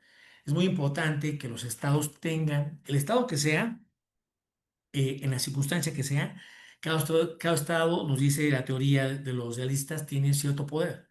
A veces no es un poder material derivado de que tenga un gran crecimiento económico, que es una potencia educativa, una potencia tecnológica. Puede ser una potencia, pero puede tener poder por su posición geopolítica. Puede tener posición porque tiene un recurso que a lo mejor no lo puede explotar directamente porque no tiene tecnología, pero le es fundamental a otro estado. Por ejemplo, en China, perdón, en África, a China, ¿no? Esas inversiones de China para tener acceso a los minerales raros de África, bueno, pues una gran ventaja estratégica que África podría jugar en dos lados, tanto para mantener una alianza con China como para espantar a Estados Unidos, ¿no? Y podría sacar ventajas de ambos. Y así igual, o sea, no os quiero ir con ejemplos, no tenemos tiempo, pero todos los estados tienen un cierto nivel de poder. Bueno, en fin, lo que hacen los realistas es que hay que explotar ese poder con todo. Pero por eso es importante fijarnos en el estado, porque de la capacidad soberana, la capacidad de acción que pueda tener el estado de manera independiente va a depender la capacidad, digo, se va a generar la capacidad que tiene un estado para proteger a sus ciudadanos y a su sociedad, ¿no? No me voy a desviar, no estamos en una clase contemporánea, pero ustedes por eso ven mucho lo que está pasando en México con el tema del crimen organizado y la capacidad del Estado o sea, Sheinbaum, la presidenta habla mucho de la parte, por ejemplo, de soberanía, está bien, pero tenemos ahí un tema fundamental, de que se puede defender la soberanía cuando tienes grandes porciones del Estado que no tienen capacidad de otorgar seguridad a los ciudadanos, ¿no? Entonces, ese es un ejemplo, pero en fin. Entonces, por eso es importante, nos dicen los realistas, centrarnos en el Estado. Y la integridad territorial. Un Estado que no es soberano y que no tiene capacidad para defender su soberanía, pues va a ver afectada su integridad territorial con mucha probabilidad, nos dicen de diferentes formas, afectadas territorial, nos dicen los realistas. Entonces, para los constructivistas, que es la otra corriente, ¿cuál es el objetivo referente? Pues las colectividades o los grupos, ¿no? Las sociedades. Allí lo importante son las sociedades son las que definen a las naciones, el tipo de nación que van a ser, el tipo de estado que va a ser, y en ese sentido es importante defender la identidad de las sociedades, ¿no? Lograr asegurar que las condiciones en las que se envuelven las sociedades, las colectividades, puedan mantenerse, puedan preservarse en beneficio de la seguridad de esas instituciones. Entonces, sí, por supuesto, es importante el Estado, sí, es por supuesto importante los individuos, pero lo que importa, lo que hace realidad a una nación, lo que le da cuerpo al sistema internacional, son esas sociedades formando esos países. Entonces, la identidad societaria es la más importante. Y en el caso de los llamados nuevos enfoques, las teorías críticas, estas que se derivan muchas de la escuela de Copenhague, que platicamos hace un momento, pues es el individuo. El individuo incluso está encima de la ciudad, de la sociedad. Viene primero antes que una sociedad y viene primero antes que el Estado, ¿no? Entonces, ahí es el individuo, la centralidad de la importancia de la seguridad internacional y de la seguridad nacional y de las políticas de desarrollo, las políticas de paz. Lo importante es que el individuo tenga acceso a la paz, digo, que tenga paz, que tenga seguridad, que tenga acceso a esos factores fundamentales, en fin, ahí es el individuo. Y ahí, para el individuo, que es lo más importante, evitar que muera, que sea arrasado, o sea, la supervivencia y eventualmente el bienestar. Entonces, esas son, digamos, por objeto referente y por contenido, las grandes diferencias entre los que los postulan. ¿Y por qué es importante entender esto, esa tablita? Porque de aquí, una cosa que les piden a ustedes en su examen es que ustedes puedan aquí identificar amenazas en función de estos binoculares o estos lentes teóricos, digamos decirlo así, ¿no? Entonces, de acuerdo a la visión que usemos, vamos a ver qué tanto es. Por ejemplo, muy rápido aquí antes de ir a los ejemplos concretos. Por supuesto que una amenaza que tenga que ver con, por ejemplo, una confrontación bélica entre este, mm, Guatemala y El Salvador, pues lo más importante para entender ahí, para los realistas, va a ser el Estado, ¿no? La capacidad que va a tener el Estado guatemalteco y el Estado salvadoreño para ser soberanos, depende quién sea el agresor de ellos dos, y defender su integridad territorial, y en fin. Entonces, y si no lo hacen bien, se va a derivar entonces una situación muy complicada para el resto de sus sociedades y la capacidad que tienen los estados de jugar en el escenario internacional, en fin. Entonces, eso está totalmente del Estado. Pero, por ejemplo, cuando estamos hablando de un tema de cambio climático, de disecación del famoso corredor verde que está en Centroamérica y que cada vez se van a Guatemala porque está todavía menos caliente y menos seca, gente de El Salvador, gente de Honduras. Entonces, allí lo importante van a ser durante las colectividades y los individuos, ¿no? Con mucha probabilidad, basta entre una y la otra. Es que hay una variación ahí por el tiempo, pero en general. Entonces, tiene mucho que ver en ese sentido eh, a qué corriente teórica se ascribe el analista, el observador. Si ustedes son realistas, van a estar sobre todo enfocados en temas que atañen al Estado. Si son constructivistas, van a estar más preocupadas por lo que pase a la entidad, al conjunto, digamos, de una sociedad como tal, como una sociedad, a ese conjunto de individuos que comparten origen, raza, religión y o interés y o raza, religión y o pertenencia, un sentido de pertenencia a un particular, y al individuo, que es lo máximo, lo más importante, que es la supervivencia y el bienestar básico satisfactores. Entonces, esto va a depender mucho del enfoque que ustedes tengan, ¿no? Para ver qué le dan importancia y qué no se la dan en seguridad internacional. Entonces, bueno, vamos a ver entonces cambios importantes que vamos a ir, voy acelerando, ya no falta tanto, que se van dando en el escenario internacional, en la plataforma de juego, digamos, de la seguridad internacional, que vamos a ver en ese sentido que va también a influir en cambios muy importantes. Entonces, ya decíamos lo que estaba pasando al final de la Segunda Guerra, digo, al final de la Guerra Fría. Concluida, aunque le insisto, muchos creen que no ha acabado el final de la Guerra Fría, que la etapa de la posguerra fría todavía no concluye, que estamos en esa, pero bueno, digamos que lo que ha sucedido durante el final, después de la caída del muro de Berlín y la caída de la Unión Soviética, la desaparición de la Unión Soviética, que hemos tenido en estos 30 años, ya cerca de 40 años, de que sucedió esto. Bueno, pues estamos viendo, y ahora platicamos, que descienden las guerras, como en su incidencia, ya no tenemos guerras entre estados, cada vez son menos. En la clase les presenté infografías sobre esto, cómo ha bajado de manera impresionante, y ya no se diga entre grandes potencias, no hemos tenido ninguna entre grandes potencias, ¿no? Pero bueno, incluso las guerras entre estados han descendido, y eso parecería un hecho positivo, pero tenemos en contrapartida otros tipos de conflictos que van al alza y que son conflictos que están emergiendo con cada vez más fuerza y cada vez en mayores lugares. Entonces tenemos conflictos regionales, ya no entre grandes potencias, no entre países muy poderosos, pero tenemos disputas sobre una serie de situaciones, recursos entre algunos países a un nivel particular regional. Tenemos conflictos intraestatales, lo vimos con mucho detalle, las guerras civiles, guerras de separación política, guerras religiosas, guerras de minorías étnicas. Fíjense cómo todo tiene que ver, otra vez, y esto muy rápido, pero es importante que ustedes entiendan eso, que el momento que se distende la realidad internacional basada en este potencial conflicto entre estos dos grandes enemigos y que ya no, y que la posibilidad de una guerra de aniquilación total va desapareciendo. Entonces, y además, van perdiendo el control de estas dos grandes potencias sobre lo que estaba pasando en el juego internacional, porque entre ellos ya estaban dejando de pelear, se estaban bajando la tensión entre ellos, pues y se sueltan los conflictos y sueltan circunstancias que estaban ahí soterradas, que estaban enterradas y que no habían tenido la posibilidad de tener esa ventana para salir. Eso es lo que empieza a pasar a partir del debilitamiento de la Unión Soviética y que es claro que Estados Unidos habrá ganado lo que le llamemos Guerra Fría, ¿no? Entonces, conflictos ya regionales, conflictos intraestatales, van a surgir en aquellos países de los que se sale, por ejemplo, Europa, que es toda África, partes de Asia, que abandonan porque ya es el final de sus imperios coloniales por muchas situaciones.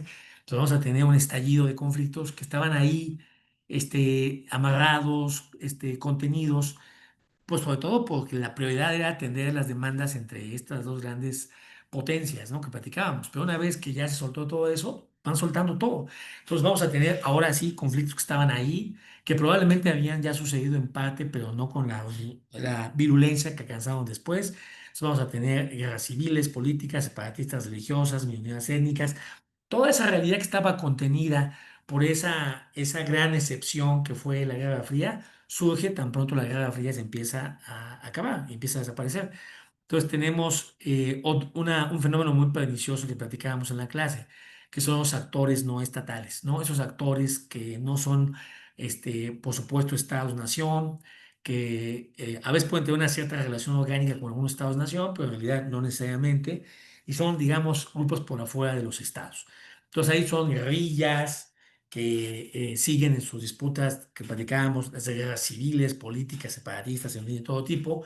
Tenemos los paramilitares, que son estas reacciones al trabajo que hacen las guerrillas, porque las guerrillas se involucran en actividades criminales para financiarse. Entonces, lo que tenemos es surgimiento de grupos paramilitares para acabar, atajar a estas guerrillas. Entonces vamos a tener guerrillas, paramilitares, vamos a tener señores de la guerra, que son estos grandes caciques que son los amos y dueños en amplias regiones, en África, en Sudamérica, en algunas partes de Sudamérica, en algunas partes de Asia, en fin, van a ser una especie de estados, no sé si tan chiquitos, pero estados chiquitos dentro de otros estados, en el caso de los señores de la guerra, con una capacidad de imponer impuestos, de secuestrar, de matar, en fin, con la supuesta idea de que están brindando cierta seguridad, ¿no?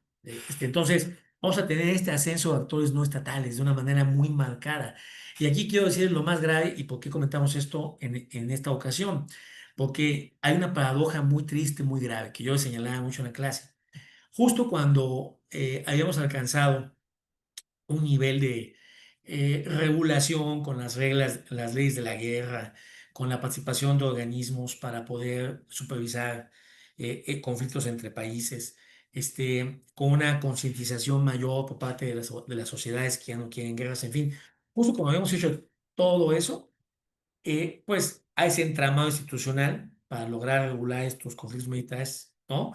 Entre estados, esta humanización de la guerra, pues va a ser poco funcional, justo para lo que les acabo de platicar, el nuevo tipo de conflictos.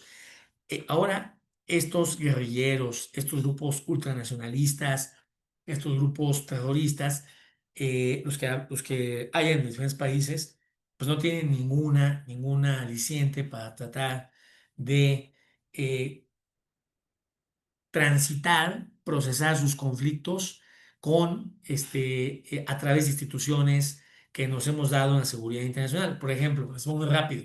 Ya no detallamos las leyes de la guerra. Ustedes se acuerdan que eran las leyes para Ius Casus Belli, Ius Ad Bellum, todas estas que eran básicamente para evitar el daño a los civiles entre dos combatientes estados, no atacar a los civiles, curarlos, aplicar distinguir entre civiles y militares, aplicar un nivel de fuerza proporcional como represalia contra un ataque, en fin, todas cosas que tienen que ver con la racionalidad de los estados. Los estados son racionales, ¿no? Nos dice Marshall, otro gran teórico.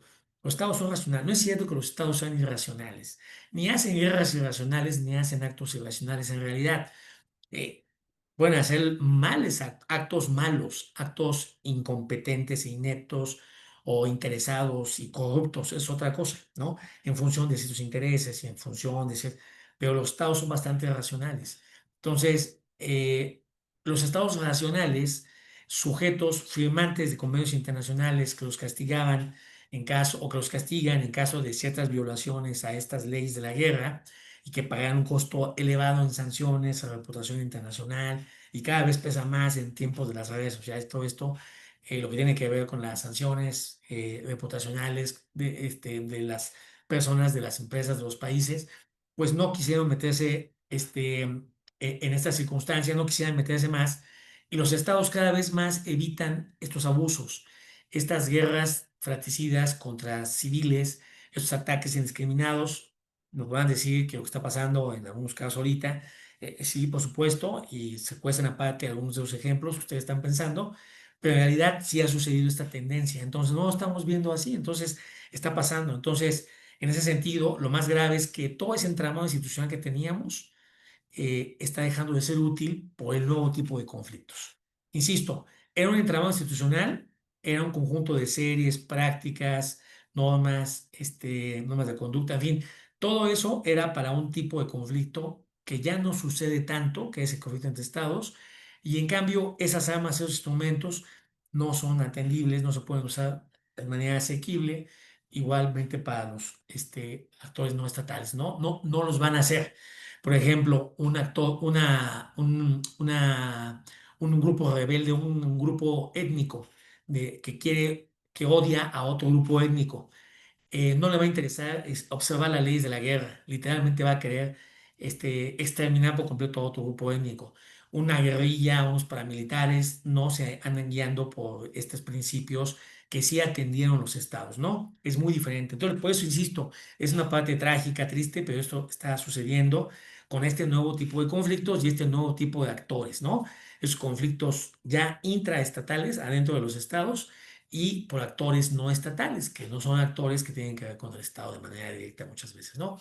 Entonces, pues, dicho esto, ¿cuáles son entonces las nuevas grandes amenazas a la seguridad internacional? Si ya dijimos que ha bajado mucho la posibilidad de la gran amenaza que normó nuestra seguridad internacional, la adormeció en un sentido para enfocarse solamente en eso durante 3, 4 décadas, que fue la Guerra Fría, y decimos que sea la oportunidad, la ventana para que se vean desde la dimensión teórica, de la dimensión de toma de decisiones de los estados, en las instituciones, cuáles son las nuevas amenazas. Sí se ha ampliado, por supuesto, ¿no? Y Busan nos lo dijo muy bien, que había muchos temas que no tenían que ver en ese sentido con ya lo que era la esfera del Estado, ¿no? Entonces ya vamos a ver las amenazas, lo que tenemos hacia adelante son amenazas que no necesariamente tienen que ver con la esfera del Estado, que no necesariamente tienen que ver con su surgimiento o que existan dentro de las fronteras de un Estado, pero que pueden circular entre estados, en fin. Entonces, ¿cuáles son esas amenazas internacionales? Hay muchas amenazas internacionales con diferentes niveles de riesgo. Vamos muy rápido para ya terminar ahora sí, unos cuantos minutos. ¿Cuáles son los tipos de amenazas? También lo vimos en la clase, ¿no? Entonces, primero, pues en efecto tenemos unos conflictos por recursos estratégicos. Ya hemos tenido algunos, pero aquí podemos ver que hay un nivel, dependiendo, hay niveles de mayor probabilidad, es decir, de mayor riesgo que tengamos este tipo de amenazas que estallen y que tengan una incidencia en la seguridad internacional. Entonces, somos conflictos por recursos estratégicos, ¿no? Esos recursos fundamentales para el desarrollo de los países, para alcanzar mayor capacidad de influencia, poder e influencia, que puede aumentar el tamaño de su economía, la potencia de su economía, la diversificación de su economía. Son todos esos recursos para la sobrevivencia de sus sociedades, para el desplazamiento de sus sociedades, en fin, son recursos estratégicos. en el sentido de que tienen que ver con el poder, con la capacidad de gobierno, con la capacidad de toma de decisiones, con la capacidad de crecer la influencia del poder de un estado determinado. Entonces, son recursos, por ejemplo, como las guerras del agua. Perdón, empiezo con el tema energético. Ustedes saben que estamos viviendo una transición energética, el final de las energías de origen fósil, el petróleo y el diésel, el gas natural, todo eso, el fin de esos combustibles por el tema climático, porque cada vez es más caro, se ha reducido la rentabilidad energética de esa maravilla de fuente energética que fue el petróleo, cada vez lo es menos. Entonces, hay ahí un tema y hay una disputa por los recursos que quedan. Y además hay una disputa que tiene que ver con la pertinencia de usarlos. Ya hay quien se opone cada vez más por el impacto climático. Y entonces estamos viendo ahí, en ese sentido, una nueva búsqueda, una búsqueda por nuevas fuentes energéticas, una competencia. Y aquí regresamos un poco a esta idea de los realistas de la competencia intensa. Pero bueno, entonces tenemos aquí que los recursos y desarrollo energético, como nunca, son fundamentales en materia de conflicto de recursos estratégicos. Entonces, tenemos la energía, tenemos las guerras del agua, después les puse a ustedes ahí algunos ejemplos de cómo va a ir creciendo el estrés hídrico, o sea, el acceso escaso al agua por parte de grandes núcleos, sectores de población en los países, en sectores territoriales, en fin. Entonces, es probable que vamos a tener confrontaciones por el agua. El agua, como ustedes saben, es el recurso natural más estratégico e importante que puede tener los seres vivos, porque pues, no tenemos posibilidad de vivir sin agua, ¿no? Entonces, el agua, o que los humanos además utilizamos para procesos industriales y desarrollos de una amplísima variedad de índole, nuestra vida no podría ser concebida si no tuviéramos agua, por supuesto. Pues entonces, ahí lo que vamos a tener en ese sentido es probablemente ante esta escasez al alza, nos dicen los expertos, podemos tener conflictos por el agua. Entonces, conflictos y guerras del agua que pueden darse entre ciertos países que están en regiones donde comparten un yacimiento de agua, un fluido de agua, un río, un lago, en fin, que pueda ser de gran calibre y que puedan, entonces ahí podemos tener conflictos ahí, podemos tener conflictos a nivel intrarregional, digo, intrapaíses, intranacional, perdón, entre regiones que tienen agua y regiones que no tienen agua. Ya hemos visto estos ejemplos en varios países, por cierto, aquí también en México. En fin, entonces esto aquí puede desatar unas situaciones muy, muy graves si se acentúa los efectos adversos que los científicos consideran que vienen del cambio climático, ¿no? Si eso sigue sucediendo, podemos tener conflictos graves. Los minerales valiosos que van a permitir desarrollar o no la industria de la tecnología, tecnología de transporte, muchas tecnologías tienen que ver ya en la actualidad. Ante este debilitamiento del papel, digo, del petróleo como la gran fuente energética, están surgiendo estos. Y el gran problema es que, así como el petróleo estaba básicamente concentrado en Estados Unidos y en sus aliados, poniendo un poco de rodillas a los demás por el tema del dominio de la fuente energética. Ahora está pasando lo mismo a Estados Unidos, ¿no? Estados Unidos no tiene el acceso a los niveles, a los minerales raros, a minerales valiosos, a minerales que son fundamentales para el desarrollo de muchas industrias que dependen de estos minerales. Los tiene un gran monopolio prácticamente China, algunos países africanos, algunos países sudamericanos, pero particularmente China, que es lo que más le importa a Estados Unidos. Entonces, estamos en esa potencial batalla que va a ser un conflicto de proporciones amplias, si no hay una solución ahí, si no te cuentan otras fuentes energéticas en los países como Estados Unidos. Estamos teniendo también desigualdad de ingreso y bienestar. Probablemente hemos visto un gran abatimiento de la pobreza. Yo les he platicado yo a ustedes datos de eso.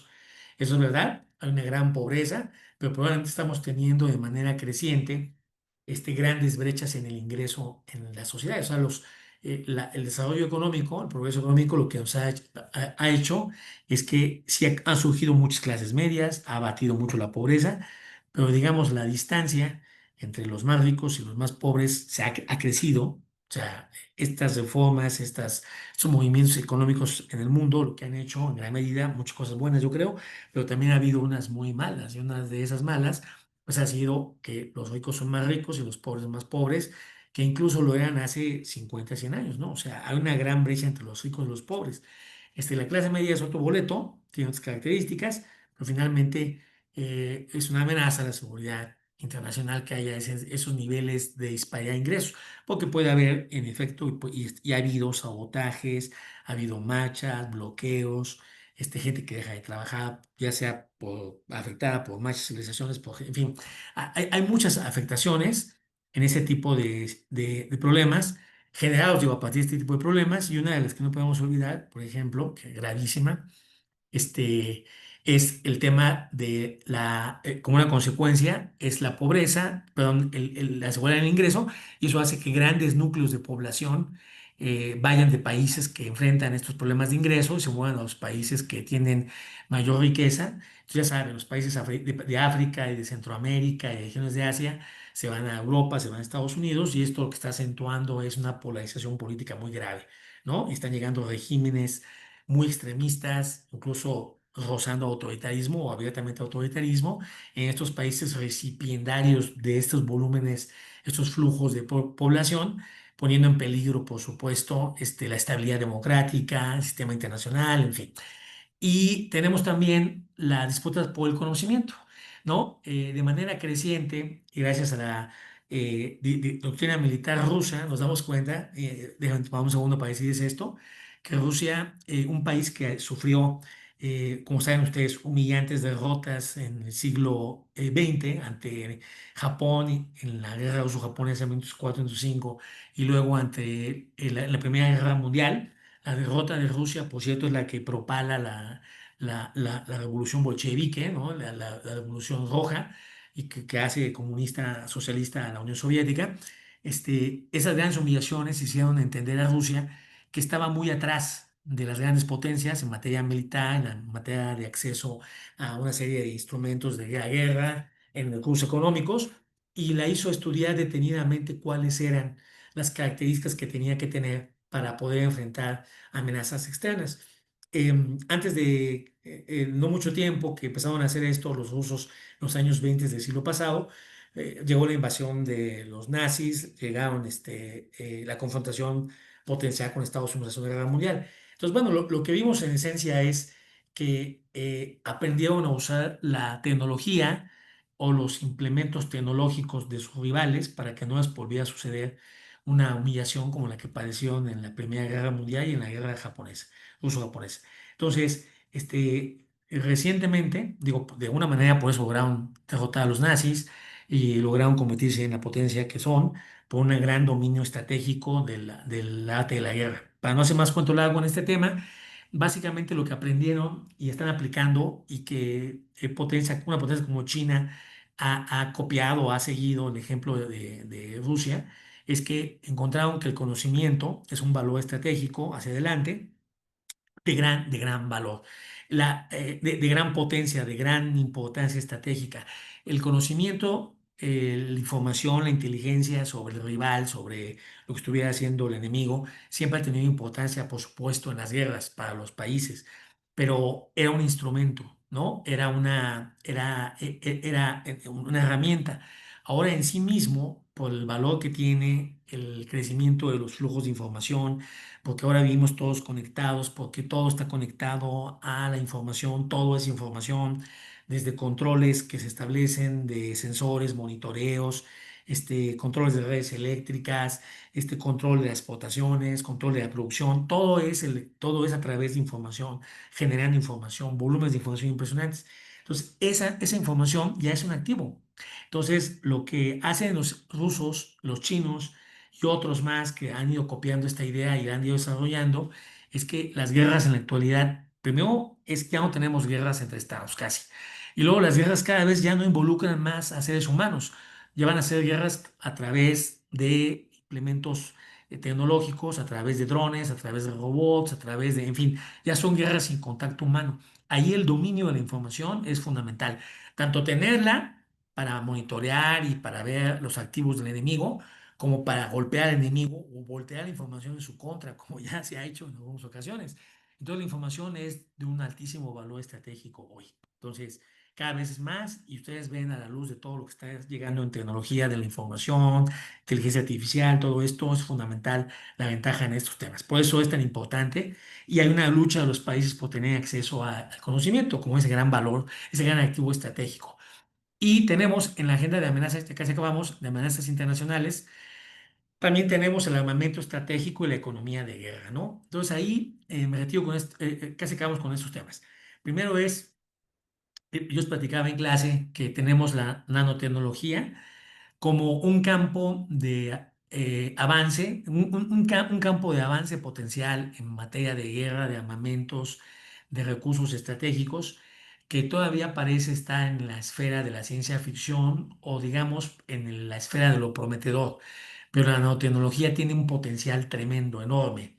Acuérdense que ustedes que es el dominio de la materia al nivel del átomo, ¿no? Entonces, lo vimos en la clase, la gama que ofrece de oportunidades en materia de tecnología, de ciencia y de avance en conocimiento es brutal, de buena y mala.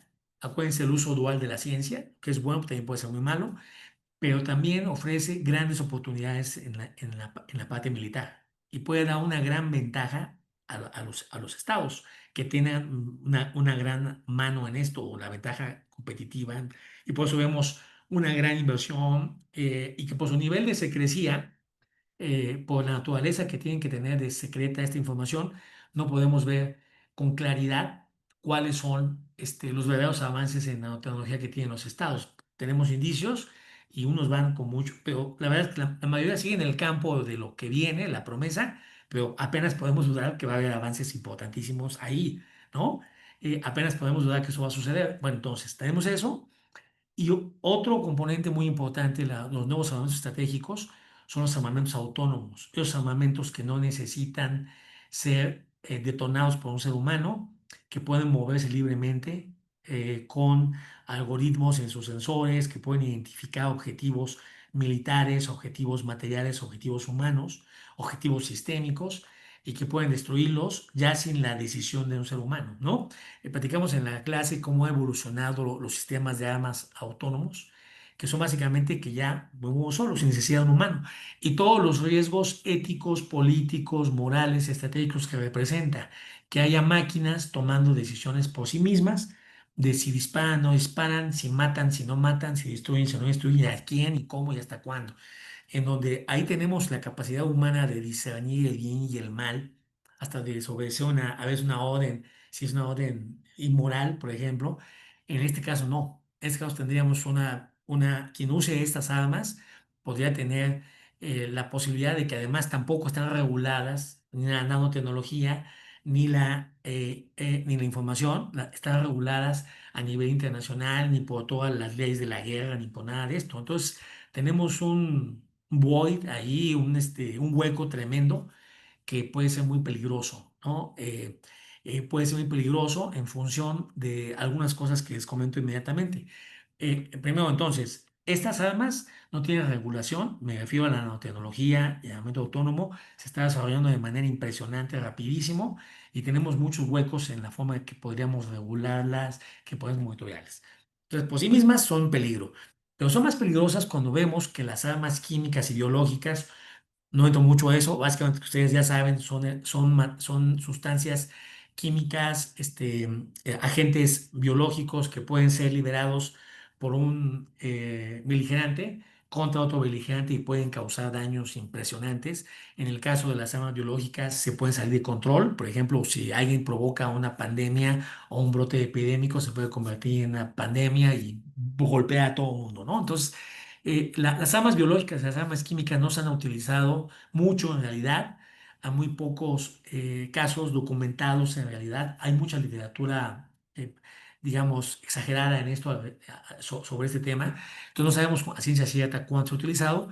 Sabemos que hay desarrollos importantes, sobre todo de armamento químico, y ambos están prohibidos. El biológico y el químico, la mayor parte de los países del mundo, la inmensa mayoría los han prohibido, los han proscrito. En el caso de las armas químicas, incluso la destrucción de toda la infraestructura para poder producirlas. En fin, estas podrían ya haber desaparecido de nuestra plática hoy, porque son armas que han sido muy bien reguladas o están siendo mayoritariamente o razonablemente bien reguladas por Naciones Unidas y por la cooperación internacional. El gran problema es que estas armas, tomadas de cierta manera manejadas de cierta manera o producidas de cierta manera, ahora con mayor facilidad por la inteligencia artificial, por el flujo de información, justo lo que les comentaba finalizando el otro apartado. Entonces ahora tenemos que estas armas se puede multiplicar su poder más fácil. La tecnología, la información, la inteligencia artificial, lo que está haciendo es hacer más barato el acceso a información para hacer bombas biológicas, aguas químicas. No digo que sea fácil, pero abarata la posibilidad en el sentido del que facilita la posibilidad de hacerlas, y sobre todo para aplicarlas, para usarlas. Entonces, tenemos ahora más herramientas con las armas autónomas y con la nanotecnología para poder usarla. Imagínense usando drones para dejar caer componentes biológicos, componentes químicos que puedan infectar el agua, el aire, la tierra de millones de personas y puedan causar una mortalidad tremenda. La otra dimensión que hace muy peligroso a este tipo de armamento, y por eso lo ponemos, es que esto pudiera caer en manos de actores no estatales. Y platicábamos eso también, que una de las tendencias de los conflictos actuales es que ya tenemos actores no estatales que no se sujetan a las regulaciones, a las leyes, al compliance o a los órganos de cumplimiento internacionales, ¿no? No tienen nada, nadie los controla. Entonces pueden ser profundamente peligrosos. Imagínense una arma química suficientemente desarrollada para ocasionar mucho daño, manejada por un grupo terrorista a través de drones o a través de otros mecanismos de nanotecnología para difundirlo. O sea, es brutal. Entonces, esto hace que rebase los previstos de las convenciones biológicas y nucleares y otros armamentos. Por eso estamos viéndolo. Estamos viendo tendencias igualmente muy peligrosas en el armamento convencional, dejando el nuclear, que es muy poco probable que se vaya a utilizar, pero tenemos armamento convencional, misiles balísticos, que ustedes saben que son los misiles de altísimo alcance, que pueden pasar de un continente a otro continente en menos de media hora, imagínense. Entonces podemos tener ahora armamento nuclear cada vez más poderoso y también probablemente cada vez más al alcance de actores no estatales que puedan usar armas cada vez más peligrosas. Entonces, tenemos armamento convencional que no porque ya no sea nuclear no quiere decir que pueda ser muy poderoso, muy destructivo. Y ahí está, cada vez más al alcance de esos actores. Tenemos un terrorismo internacional que puede estar contenido en cuanto a su capacidad de operación. Eso ha logrado el consenso internacional porque afecta mucho el tema del terrorismo y entonces esto lo que hace es que hay un gran consenso internacional por pararlo en la medida de lo posible. Entonces ahí tenemos avances, pero tenemos facilidad para que se puedan financiar cada vez mayor. Hay instrumentos, ustedes ya saben, están las Bitcoin, hay instrumentos tecnológicos, otra vez el tema de la información que se difunde, que hace que cada vez las estructuras de financiamiento al terrorismo puedan ser cada vez más complejas y más difíciles de ser monitoreadas y atajadas y destruidas por los estados, ¿no? Entonces, el peligro. Y tenemos quizá, acabo con no tengo tiempo para detallarlo y usted ya no puede tenerlo tampoco, pero en esencia es la última de esta serie de amenazas en la parte de armamento estratégico y economía de guerra, por mucho ese crimen organizado. Ustedes viven en un país que sufre crimen organizado en muchas variantes, que quizá enfrenta el crimen organizado más poderoso de la historia en cuanto a riqueza, en cuanto a facilidad de acceso a sus medios de poder. Me refiero a recursos humanos, a cooptar al Estado, a facilidad a proveerse de armas junto al mayor proveedor de armas a un lado, al mayor consumidor de muchas actividades ilícitas, como es Estados Unidos, ya sea el tráfico de personas, el tráfico de sexo, tráfico, perdón, de esclavos sexuales, al tráfico de sustancias, de drogas, químicas, en fin. O sea, si hay un mercado ideal para una mafia, es Estados Unidos. Y México tiene mucho, y tenemos un tratado de comercio con ellos, imagínense. Y además tenemos, les digo, mucha población, un mercado, en fin. Entonces tenemos un terrorismo que no solamente crece en México, sino que está expandiéndose en todo el mundo. Ustedes pueden ver las noticias y está terrible la situación en Ecuador, está muy mal en Guatemala, está muy mal en Honduras, está muy mal en Argentina, descomponiéndose en Chile, descomponiéndose en Brasil, en Europa. El crimen organizado es una amenaza mundial y que además está siendo combatida de manera fragmentada por los estados, ¿no? Todas estas amenazas que estamos platicando en esta serie y también en parte en la otra están siendo combatidas de manera fragmentada.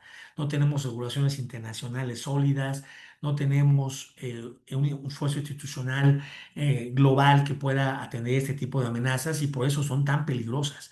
Y les digo, el terrorismo internacional tiene muchas características que lo hacen verdaderamente un peligro, corrosivo de las instituciones, corrosivo destructor del tejido social, destructor de la actividad económica, envilecedor de la vida pública, en fin, este es lo que está pasando. Entonces, pues son nuevas amenazas, nuevas.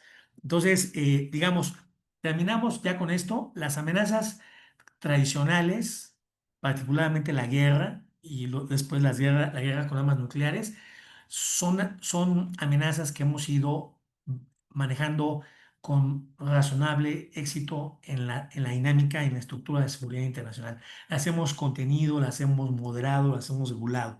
Este, la gran paradoja, que eso que hagamos es muy positivo, la gran paradoja hacia adelante, y eso que les van a preguntar en su examen es probable, es las nuevas amenazas, y son las que acabamos de ver. Y los lentes teóricos que platicamos nos sirven también para ver ambas amenazas, nos permiten entender el alcance de esas amenazas. Yo diría que incluso algunas de esas amenazas nos permiten los lentes teóricos del realismo y los lentes teóricos del liberalismo entenderlos mejor, ¿no? Entonces podemos hacerlas, a veces, no siempre, podemos hacerlas compatibles o pues, podemos hacerlas complementarias en algunas ocasiones para tener un mejor entendimiento. Y con eso termino la última. A propósito, no quise darles una definición de seguridad internacional. No creo que les van a preguntar una definición de seguridad internacional, pero quiero darles esto que trato de abrevar de todos los lentes teóricos, de todos los enfoques teóricos y con lo que estamos viendo hacia adelante, ¿no? La mayor parte de las definiciones que vemos, pues son del pasado, son desde los realistas, desde el inicio de los realistas, del surgimiento del Estado-Nación, de la Guerra Fría, situándonos hoy en la tercera década del siglo XXI ante el tipo de problemas que estamos viendo en la actualidad, la fragmentación del poder, el surgimiento de múltiples polos de poder, en fin, muchas cosas que ya no podemos seguir trayendo por falta de tiempo, les diría muy apretadamente una propuesta de qué es seguridad internacional. Podría decirles que es el conjunto de actores, instituciones, leyes y prácticas que en forma separada y o coordinada buscan preservar la paz, la estabilidad y bienestar de los países, sus sociedades e individuos, así como su dinámica de convivencia en una forma sostenida y asequible, ¿no? Es mucho más amplia, pero trata de recoger los, los niveles de seguridad, las vertientes liberales, las vertientes realistas, con un enfoque en la actualidad, ¿no? Con una dimensión de la actualidad, del tipo de amenazas que vamos a enfrentar hacia adelante y del tipo de actores que tienen que estar participando. Ya no solamente los estados, pero tampoco solamente las sociedades, no solamente los individuos, ni solamente los. O sea, es una realidad que atañe y cruza en una dimensión, déjame decirlo así, multidimensional a problemas multifactoriales. O sea, necesitamos hoy en la seguridad internacional un enfoque multidimensional a problemas multifactoriales, como ya lo son cada vez más los problemas de seguridad internacional. ¿Tienen alguna duda o comentario, muchachos? ¿Muchachas? No sé quién entró. No, todo excelente, profe. Muchas gracias. ¿Todo bien? Bueno, pues Acuerdo. muchas gracias. Ojalá les haya servido. Creo que ahí va a estar disponible la presentación y la grabación por si la necesitan, ¿no? Sí, sí, sí, sí. Bueno, pues muchas gracias a ustedes. Que estén muy bien. Les deseo Muchas mucho gracias, éxito en su profe. examen. Que saquen Gracias. 10. Gracias. Gracias. Buen Hasta día. luego. Buena Gracias. semana, Hasta luego. prof. Gracias. Bye. Chao.